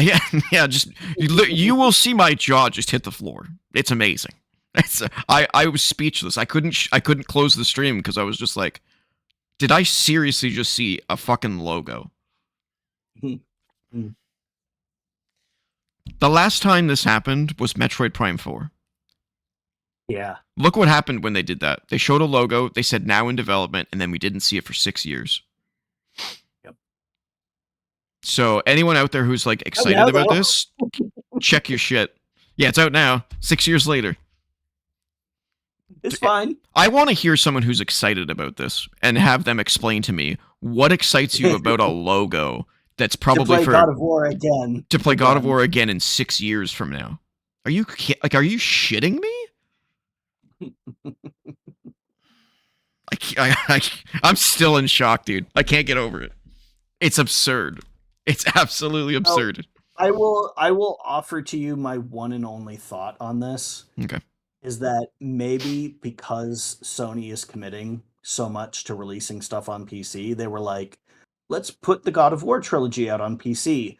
Oh, those games look kind of gnarly now. Maybe we should clean them up. Maybe we should just do a full-on remake. That's my theory. That's my one theory on this. Here's my theory, and again, this is not devil's advocate. This is my theory as to what's actually happened here. Santa Monica was probably given a live service game project during that shit time where everyone was given one. Yeah. That's what got canceled. Yeah. And then they were like, to make sure the studio doesn't get closed, we have to do a sure bet. Let's do a remake of the original trilogy. That's what I think happened. Yeah. And I think Cory Barlog is completely fucked and probably super pissed off that he has to work there right now. I can't, and like I said, unless he's still working on that new project that he said he was working on. But everything in my core is telling me he was working on that live service game because he was told to. Yeah, this is a in case we need money, break glass. Yeah. You know, and props. I will give Sony their credit. They're trying to right the ship. You know, they went off in this fucking stupid ass direction, going with like 16 fucking. How many live service games did they say at one point? It was like 15 live service games in development at one point. I don't remember if it was that many, but I remember hearing about like at least 4 distinct ones. Well, let's see. I mean, they've canceled 2. They had Concord. They have 4-Loop. They had a Horizon one that got canceled. There's 2 other ones, aren't there, that they're still working on? I mean, Marathon, if you count that. So that's 6. Yeah. I think there was another one. But Fair Games. Fair Games. There you go. Yeah. Where the fuck's that? Who knows? All we got was a logo for that too, so I don't fucking know. Yeah. Oh my god. And the chief of that studio left. So it's like I understand they're trying to right the ship now. If they have to go through some growing pains to do that, I understand. And if that's the case, okay. Sure. Because they did spend $200 million on Concord, which went up in smoke. Yeah. And they did spend, what was it, $6 billion on Bungie, which has also gone up in smoke. So if they're having to do guaranteed projects to right that ship, I understand. But at the same time, they've also sold how many millions of PlayStation 5s? 80? Something like that? Yeah. So it's like, it can't be hurting that bad, can you? I mean, software has bigger profit margins than hardware. It's true. Yeah. Anyway, it was a good state of play. It had some ups. It had some mega downs. But like, you know. Except for that last part there, it was pretty good. Yeah, with the exception of the last part, it was pretty good. You know, Kina looks amazing. Can't wait. You know, Pragmata looks great. We already knew that. Resident Evil hopefully will be good. Control Resonant is a game changer. That looks sick as fuck. Yeah, it looks really good. Crimson Moon looks great. Galactic Racer looks amazing. Castlevania is back. That looks great. Silent Hill is looking great. Marathon's making a huge comeback. So there's some good shit in the state play. It was good up until that point, and then I wanted to kill myself. I'm so mad still. I can't believe how mad I am. I can't believe it. A logo. Fuck. I went to bed last night, and I think I had dreams. So angry. Yeah, I was so angry, and I woke up and I was like, still angry. I'm like, are you a fucking logo? You woke up and you're like, God damn it! I was hoping I wasn't gonna wake up in this world, but yeah, I'm in a world where they showed a logo for a game that's 6 years away, guys.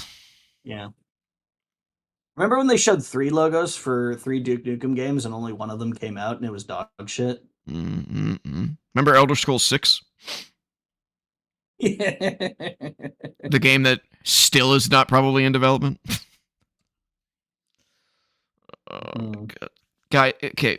Oh yeah, that was the other thing I'm gonna do. I wanted to say, shareholders, go fuck yourself. You have no clue what you're talking about. Let these companies run them. They know better than you. The fact that they have to do shit like this is because of your stupidity. Have faith in the company that you have money invested in. Have faith in them. You put your money into them. You don't need them to say, I'm making a game that's going to come out in 6 years. You don't need that. Yeah. It doesn't do shit for you. Yeah, your shares price is going to skyrocket for like a day, but then it's going to go back right where it went. Go fuck yourself, shareholders. I hate public companies so much. They're getting worse. These fucking people are so entitled. That it used to be that shareholders was like, you invested money in these companies and you let them do your thing, and you got out like a stock where if they're not doing the right thing, you just pull out and you go somewhere else. That's what it used to be. Now shareholders are entitled pricks who are like, I'm giving you money, you better do what I want you to do. Fuck you. I mean, shareholders have always been entitled pricks to a certain degree, but like the drive for content with everyone being connected all the time because of social media and just the internet in general, it has definitely amplified that. We need to have something in front of people, occupying their eyeballs, because if we don't have something that's something else that's not made by us and isn't going to make us money, is going to be what their eyes are looking at. So we always need to go, have something out there. Not working out, fucking kill it and replace it with something else. You know what's funny about that is that if you look at the PlayStation 4 generation, the shit didn't happen, man. You didn't have fucking PlayStation Studios going, yeah, we're working on this game, we'll see you in a decade. You didn't have that. Yeah, this for the most part, at least. This shit has to stop, man. I'm so tired of seeing logos and games that are 6 years away. Don't do it anymore, guys. Just stop. I know you want people to be excited for your platform and all this shit, but I'll be excited when you actually show me something. A logo doesn't excite me at all. Quote the Castle Super Beast podcast, where's the crash? You're in it. You're living it right now. The crash is happening in slow motion. Yes. But it's happening. You are seeing it happen before you. Yeah. 100%. I will be mad probably for another couple of weeks. Like, I just cannot believe that happened. I cannot believe it. That's good. Someone else needs to bring the rage to the show occasionally. Things don't make me mad very often. It takes a lot to make me mad. This is why I'm having so much fun. Because I'm the one that's angry. Well, yeah, like just to see you upset about something, like to see that emotion come out of you. It's always an interesting experience because you're usually pretty chill. I'm pretty laid back, man. I'm pretty go with the flow. When things do bother you, you're usually more sarcastic or jokey about it. Mm-hmm. I mean, we're both like that to a degree, but I get to like the incandescent rage stage sooner than you do. Yeah, it takes. So to see this, it's a fun experience because it's not something I get to see very often. But I do feel for you. I appreciate it. It takes Like, us. the reason that this doesn't bother me is because I don't give a shit about God of War. It's not even that I care about God of War. It's that I care about these studios making great products and innovating. Yeah. This is not innovating whatsoever, and that company or that studio can do so much more. And I just and I agree 100% on it. Yeah. I may not like the original God of War games, but I can't deny like the quality of the work that was put into them outside of the writing. I don't know if you noticed, but the Santa Monica logo has like Kratos's like red scar in the logo now. Yeah. What a waste of talent. What a fucking waste, man. Unbelievable. Mm-hmm. Like, look at Naughty Dog, man. They're like, do whatever you want, Naughty Dog. That's what you should be doing with Santa Monica. I cannot believe that they're just the God of War studio. It's unreal. Yeah. Yeah, it takes a special kind of stupid to piss me off. And that was a special kind of stupid. And yep. If you're out there listening to this and you're excited about that, I want you as a guest on the show next week. Please come on the show and tell me why you're excited about a logo for a game that's 6 years away. Explain yourself. Yeah. Just please. I would love to hear your bullshit because it's absolute nonsense. Your brain must be studied. Yeah. Unbelievable. I hope this game's good though. This one. I hope this game's good. Sure. Again, I really want to see reviews. We don't want games to be bad. We would like them all to be good. No. And for the record, I don't think the remake trilogy will be bad. It's not what was needed. It's just not necessary. Yeah, it's just no. Move on. Those people could be doing something new and different. Oh, they could be doing so much good stuff. They're doing the same thing again. Yeah. I feel slightly better, but still very depressed. Do you feel lightheaded from all the breathing you've not been doing? Dude, you've just been talking. I don't get lightheaded. I get the shakes when I get mad. Oh yeah, about stuff like if camera's not going to pick it up, doesn't have enough frames. But I was shaking mad last night when I saw that fucking logo. You could see the anticipation in my eyes when I was like, "Don't say remake, don't say remake, don't say you fucking." Clip it. Go watch it. All right, let's finish things off with some fun, so I don't burst a blood vessel. Don't need to have an aneurysm live on the show. Let's get to. Splatoon.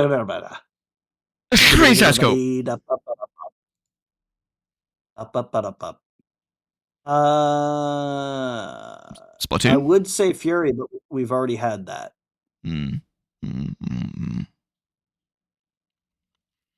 I don't know.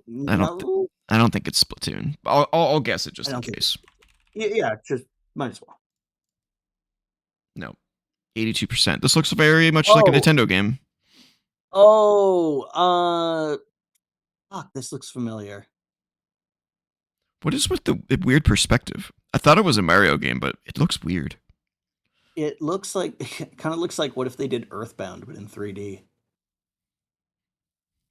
Well, this looks like a platform, like a Mario game, but it's not. Then you've got that textured, like, diamond stud steel plating. Yeah. And then this looks very Nintendo. It looks like straight out of a Pokemon game. I wonder if it's like a Mario Party game. Maybe. 82% is pretty high, though. Maybe it's a Pokemon game. Maybe it's one of the 3DS games. I don't know. I'm going to put Mario Party Jamboree. That's the new one, right? Holy shit! Is this going to happen again 2 weeks in a row where I'm just like nailing it? Stop being so hot. Last week, I blame that apartment fire on you. I'm on fire. I can't believe I got that. That's crazy. Okay. Yeah. Let's see if the streak continues.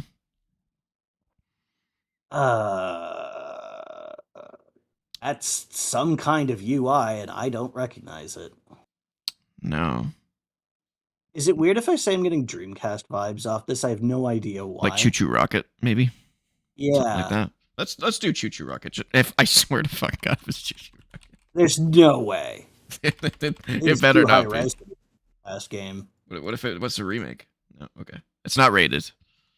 What the fuck is this? Is it a guitar he's holding? Or like It certainly looks like it. It looks like a PS1 character or maybe a DS character. yeah, DS. That looks DS. Yeah. So it's a little PS1 has a very distinct look. This is definitely a DS. Oh, could it be that fucking Guitar Hero game that they put out on the DS? Could be. It Was was it On like Tour? is it? Or was it that I think so. I think it was On Tour. mm, no. It is the DS game though. Ooh. There's Okay. more of that weird interface. Yeah. I don't know. I'm not getting anything. I don't know I'm either. not a DS expert either, so this is The might thing be a is, I played problem. a fuck ton of DS games, so if I don't recognize this, Okay, that's the Oval Office. Oh! oh, Oh, wait, Adventure Stealth? Wait, could this be like one of the Ace Attorney games? maybe. Stealth's weird though. I don't know. Yeah. I'll put we'll put an Ace Attorney game in there in case it's from the series. Yeah. Yeah. No, 2008. Yeah. Yeah, I don't think I'm gonna know this one. Uh, I don't know. I don't know. What the fuck? No idea. Also, this footage is like 100% coming from an emulator where they have the two screens side by side Yeah, instead of top to bottom. it's also cut off on the right side. Uh, I have no idea what this is. No, me either. Corey in the House. No idea. Really? Never heard of Corey in the House before. The Disney Channel TV show? Is that what that is? No idea. Yeah. Okay. Okay. Weird for that game to be on here. They must be starting to scrape the bottom of the barrel if they're I picking games like guess. that. Mm, Uh, well, it's we're looking at a lava level, I think. with bamboo, which is weird. Oh yeah, maybe. I don't know. I don't know either. I wouldn't even know where to begin. Okay, that is a distinct art shift. Yeah. What is that? Is that eyes? It's not Hades, is it? 87%. I feel like Hades would be higher, but we can try it. Huh? Yeah. Switch, PS4, PS. Oh, so it's I pretty mean, it's new. on all the right stuff. Yeah, it's a new one.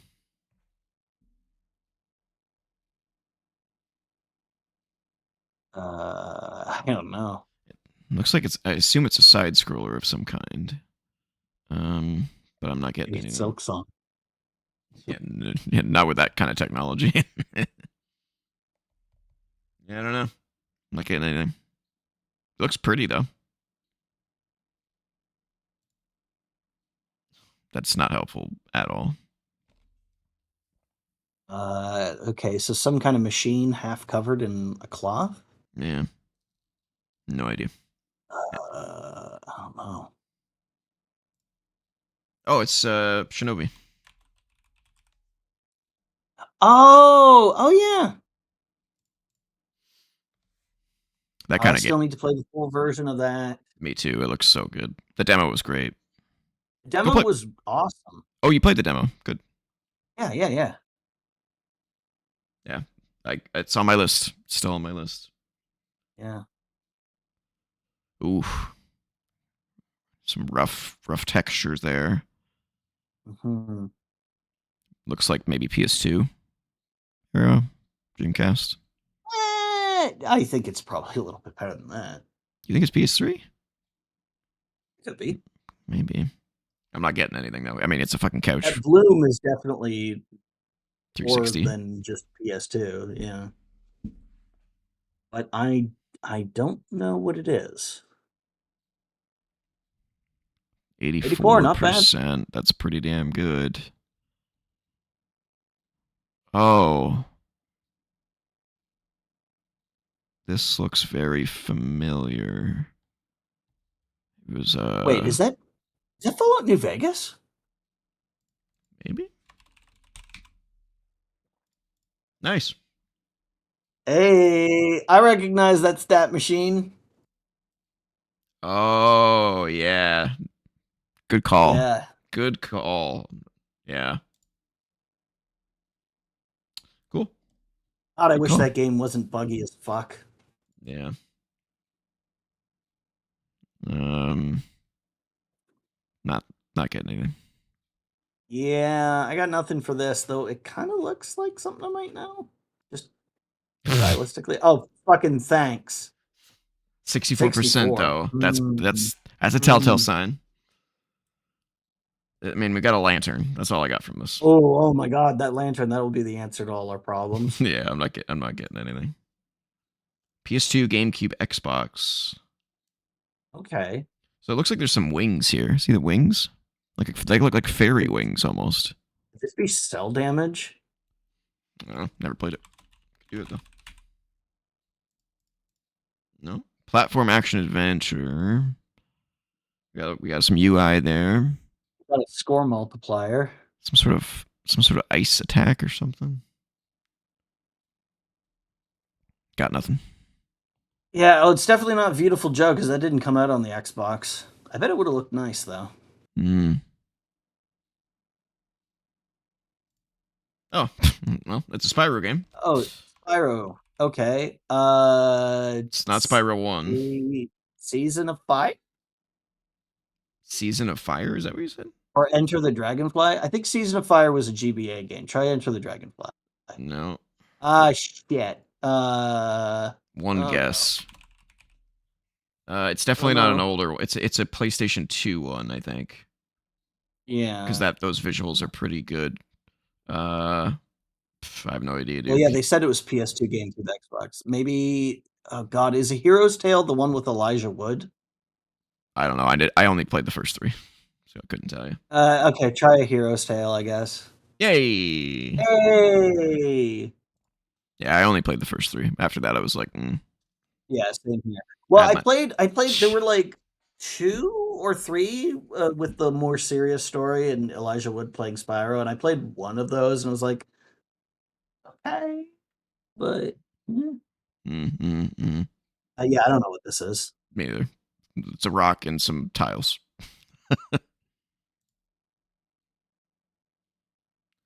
75%. Mm, Oh, no, it's 75%. It's too low. Nothing. yeah, I don't know. Okay, we got a map UI. Yeah, we got a cross-gen title here. Yeah, late PS3.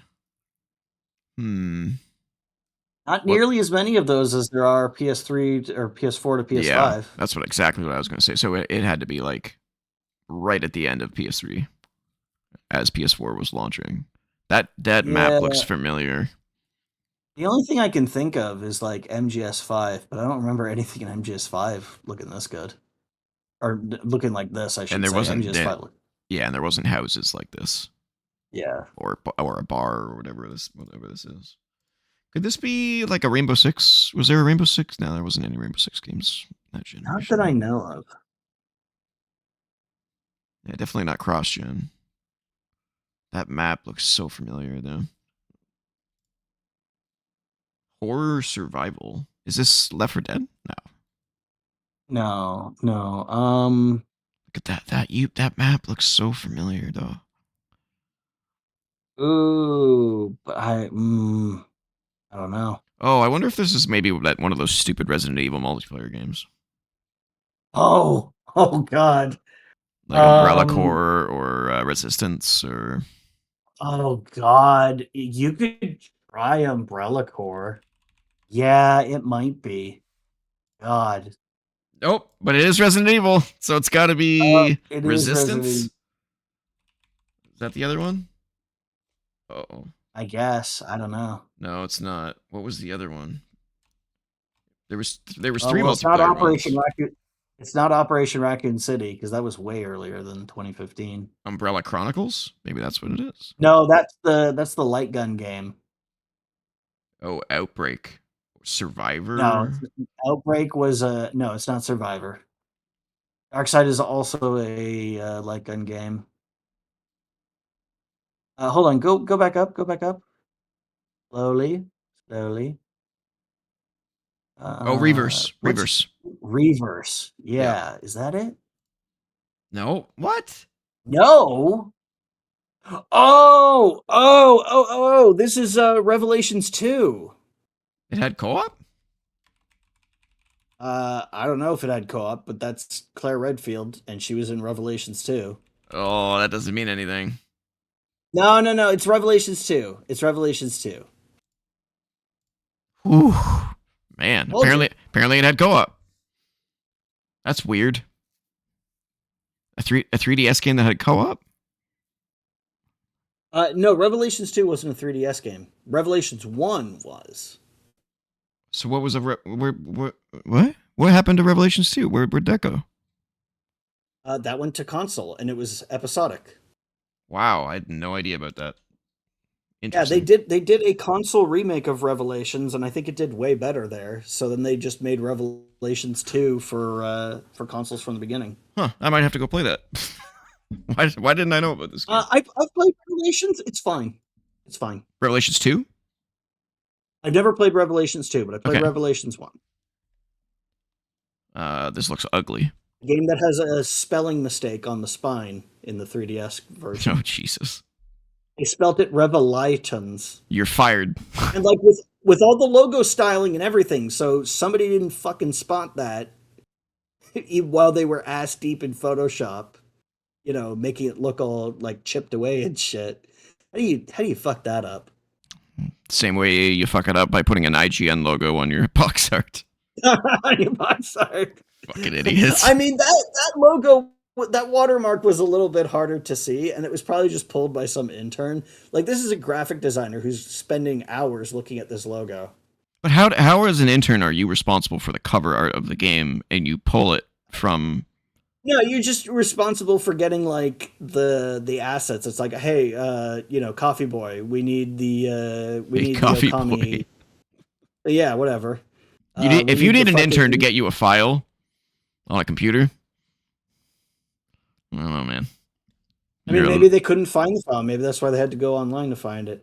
I oof. still don't. I don't know. I'm just spitballing here. I Yeah. would love to know how the fuck that happened, I'm allergic to stupidity. or the broken JPEG image on the fucking Cyberpunk. Yeah. What were those, like the purchase cards or what the fuck ever they were? Mm. I don't know what this is. Yeah, neither do I. Are those shades? It looks like the cool man shades. It looks like shades, doesn't it? Am I No, the only one I seeing think that? it's just a shadow in the distance. Mm. Unless the tree is Oh, too old. it's old. Pilot Wing 64? Oh, no. PlayStation and PC. Whoa. Interesting. Maybe it's fucking Future Cop LAPD. No, I'd know that instantly. That is a PlayStation and PC game. No. This looks like I think it's a racing game. This looks like a track, and this is like the It racer. does look very track-like. I don't know what these almost look like three different games. I don't know. Yeah, like that looked like an altimeter of some sort. I mean, not a real altimeter, but like the Yeah. kind you'd find in a video game. Oh, you know what? Wait, what's an altimeter? It's the thing that tells you your altitude. I think it might be like a gas meter, like how much gas you have Possible. left, that kind of a thing, Yeah. or a Or speedometer. boost or something. Yeah, boost. Yeah, I'm not getting anything. I'm not getting anything specific though. This doesn't look like a Ridge Racer because it's not in the No. middle of a Japanese city. Okay, it's definitely a racing game. Okay. Can you think of a Gran PlayStation? Turismo? Oh, but that's not on PC. Yeah. Um. This is going to be some third-party bullshit we've never heard of, like a rally game or something like that. Oh no, I'm sure it's going to be one that I've heard of because I know like there's a bunch of them actually, but I don't know which one. Can you just pick one and Uh, we'll go guess it? Because I don't. fuck, I'm thinking of, but the only one I could think of is like Destruction Derby. That's not what this is, obviously. It's Could not be. Destruction Derby. No, it's not. I mean, what else are we gonna put? I don't know, but it's not going to be that. I think it's a rally game. Uh, It looks like a rally game. yeah. Yeah. Just type in the word rally and see if anything springs to mind. Yeah, 1,000 games. Sure, Rally Driver. You got a better idea? No, Yeah, sure, Rally Driver. Why the fuck not? no. Oh, it's a Codemasters game. They make a rally series. What's it called? Yeah, we've established that. Yeah, what Codemasters specifically has made a rally series for a long time. What the fuck Yeah, is it yeah, called? yeah. I know, and I can't remember what it's called. It's a Rallycross? Rallycross? Maybe. Wow. Or is it Top Gear Rally? No. That was on N64. All right, well, let's try Rallycross? Rallycross. Eh? Colin McRae. Oh, Colin McRae! Yeah. Oh, I didn't know that they were that early. I didn't know there was one on the PS1. I never would have been able to pull that out of my mind palace. I know it now, but I thought that was. I thought that started on the PS2. Also, didn't that guy die? Colin McRae? Yeah, I think he did. I think he died in some kind of accident. Let me look it up. Google it because I don't have Google up. Yeah.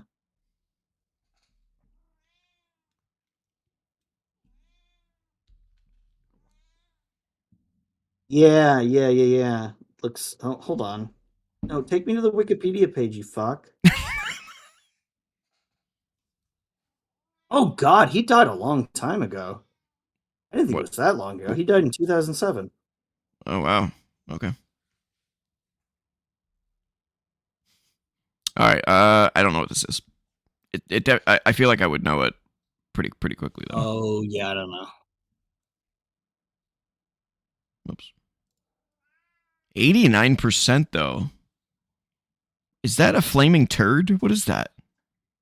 Yeah, helicopter crash. Yeah, that's what I thought. Oh, he died in a helicopter crash. Yeah. Damn, that looks like a flaming turd. What am I looking at here? It does look a little turdly. 89%. Yeah, I don't know.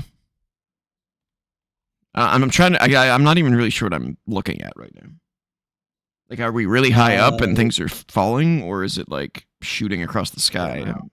I don't know. I'm like 89 though.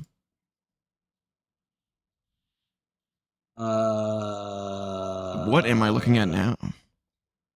Is this Power World? No, Power World's PS5. No. What is this? That's too recent. We're looking at what looks like some kind of creature. Yeah. Some kind of like wild creature with like armor or spikes growing out of it. Yeah, I can see a tooth right there. A little fang. Yeah, looks like some kind of saber-toothed tiger shit, or fucking Battle Cat from He-Man. Yeah, I feel like I would know this immediately, but I don't recognize it. Yeah. A shooter? How do I not know what this is? Yeah. Like, this looks so distinct. Did I pass out when this game came out? Like, what the fuck? And 89%. Yeah. I should know this shit. Why are we blanking so hard? What is this? 2016. Is this like Call of Duty? No, it can't be Call of Duty Ghosts. That game came out way earlier. That was like, and 89% is pretty damn high. Yeah. What the fuck is wrong with us? I feel like I should know this, unless it was a big flop. But no, it can't be 89%. Yeah, there's no way. Let's look at the video footage. Oh, it's Titanfall. Well, Titanfall No, Titanfall 2. 2. 2, 2. yeah. Yeah. I Yeah, gotta play that. I hear that it's really good. yeah, it's fantastic. The campaign's amazing. Absolutely Yeah. amazing. Highly Something recommend. that the first game did not have. Yeah. Yeah, highly recommend. Um, highly recommend that campaign. It's really good.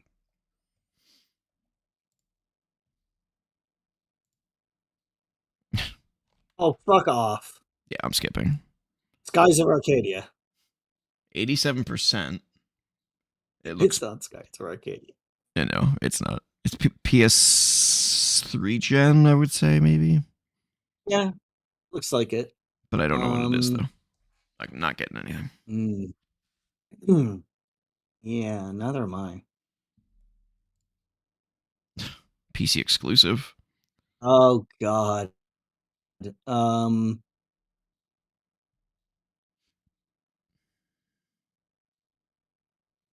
there are no PC exclusives anymore. Well, we don't know when this came out.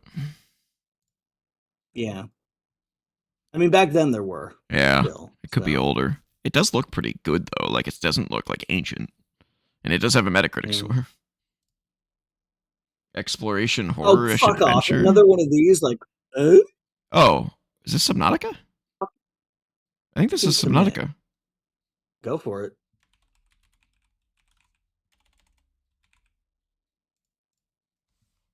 There you go. Of course, you would get that.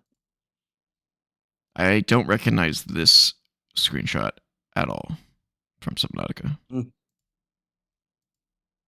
Well, that would have told me immediately.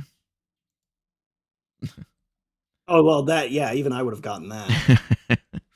Yeah, it's one of my favorite games of all time. Highly recommend. Yes. Oh, this is Oh, familiar. this part here for some reason is giving me Final Fantasy VI vibes, like at the beginning with the snow. You know what I'm saying? But I know it's not Final Fantasy VI though. Kind of, except that it's water and not snow. But This is not this is snow, or is what is this then? isn't that another waterfall? I don't think so. It might. I mean, maybe it might be. I do see what you mean though. Yeah, it looks like With snow like on a the cliff. cliff's edge. Yeah, Yeah. I don't know though. I'm not sure. Gears of War 5. Try Gears of War 5. Whoa. Yeah. 89% Thought I had that one. floating islands. Yeah, now I'm not sure what I'm looking at. World of Warcraft? It looks kind of Didn't we bland already have though. World of Warcraft? Probably. This looks really bland though. That's why I went MMO. Yeah, because MMOs typically have like a bleh. Look at look. Yeah. 89% is really I mean, high though. you say that, and we just mentioned World of Warcraft, which is a gorgeous game. It is now. Um, It always looked good, like artistically. it did, but it had areas like this where if you went to certain areas, you'd be like, did they forget to Oh, like invest time into this area? Work with lizard magic on the art. Yeah. Um, I don't think this is I don't World of know. Warcraft though, but it's giving me that kind of like vibe I'm though. pretty sure we fucking had World of Warcraft already. Yeah, I think we did too. It's a Switch exclusive. Okay. Whoa. Okay. Is this Monster Hunter Stories? Maybe. Hi. Is Stories 1 or 2 the Switch game? I don't know.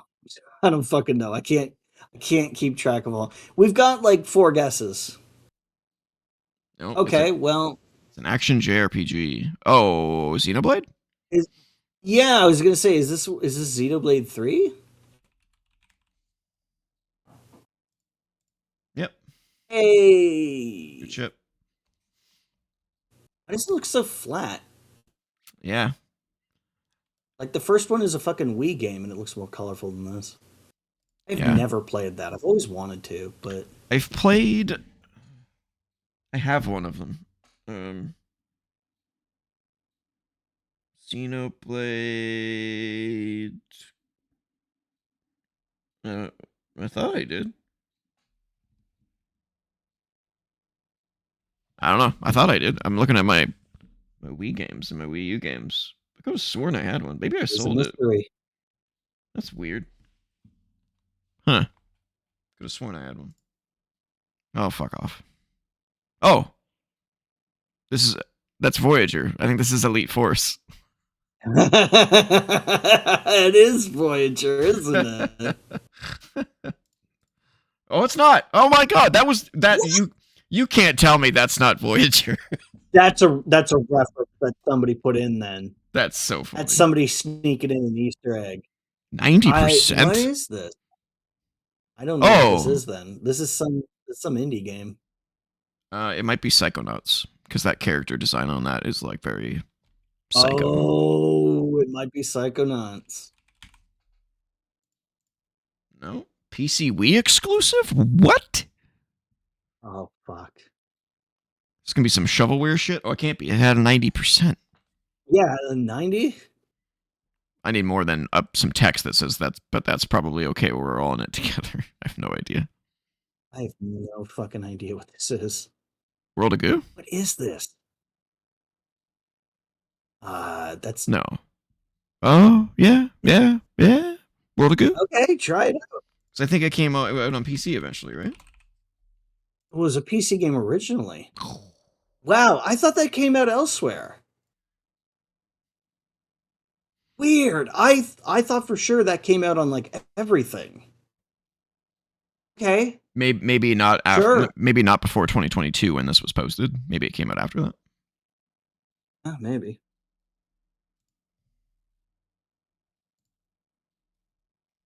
Last one. It's some books. Is that like a pack of Newports on a magazine? Yeah, it does look I hate like it when cigarettes. Old magazines like that. That's like the fastest way to destroy the spine. It's very distinct art style. I don't know. I don't know if I'd call it distinct. I'm getting Life is Strange vibes, like Life is Strange 2, but I don't. You can try it. I mean, I can try it, but I don't. 86%. Is that a brick sandwich? What the fuck? Is this like WarioWare or something like that? Maybe.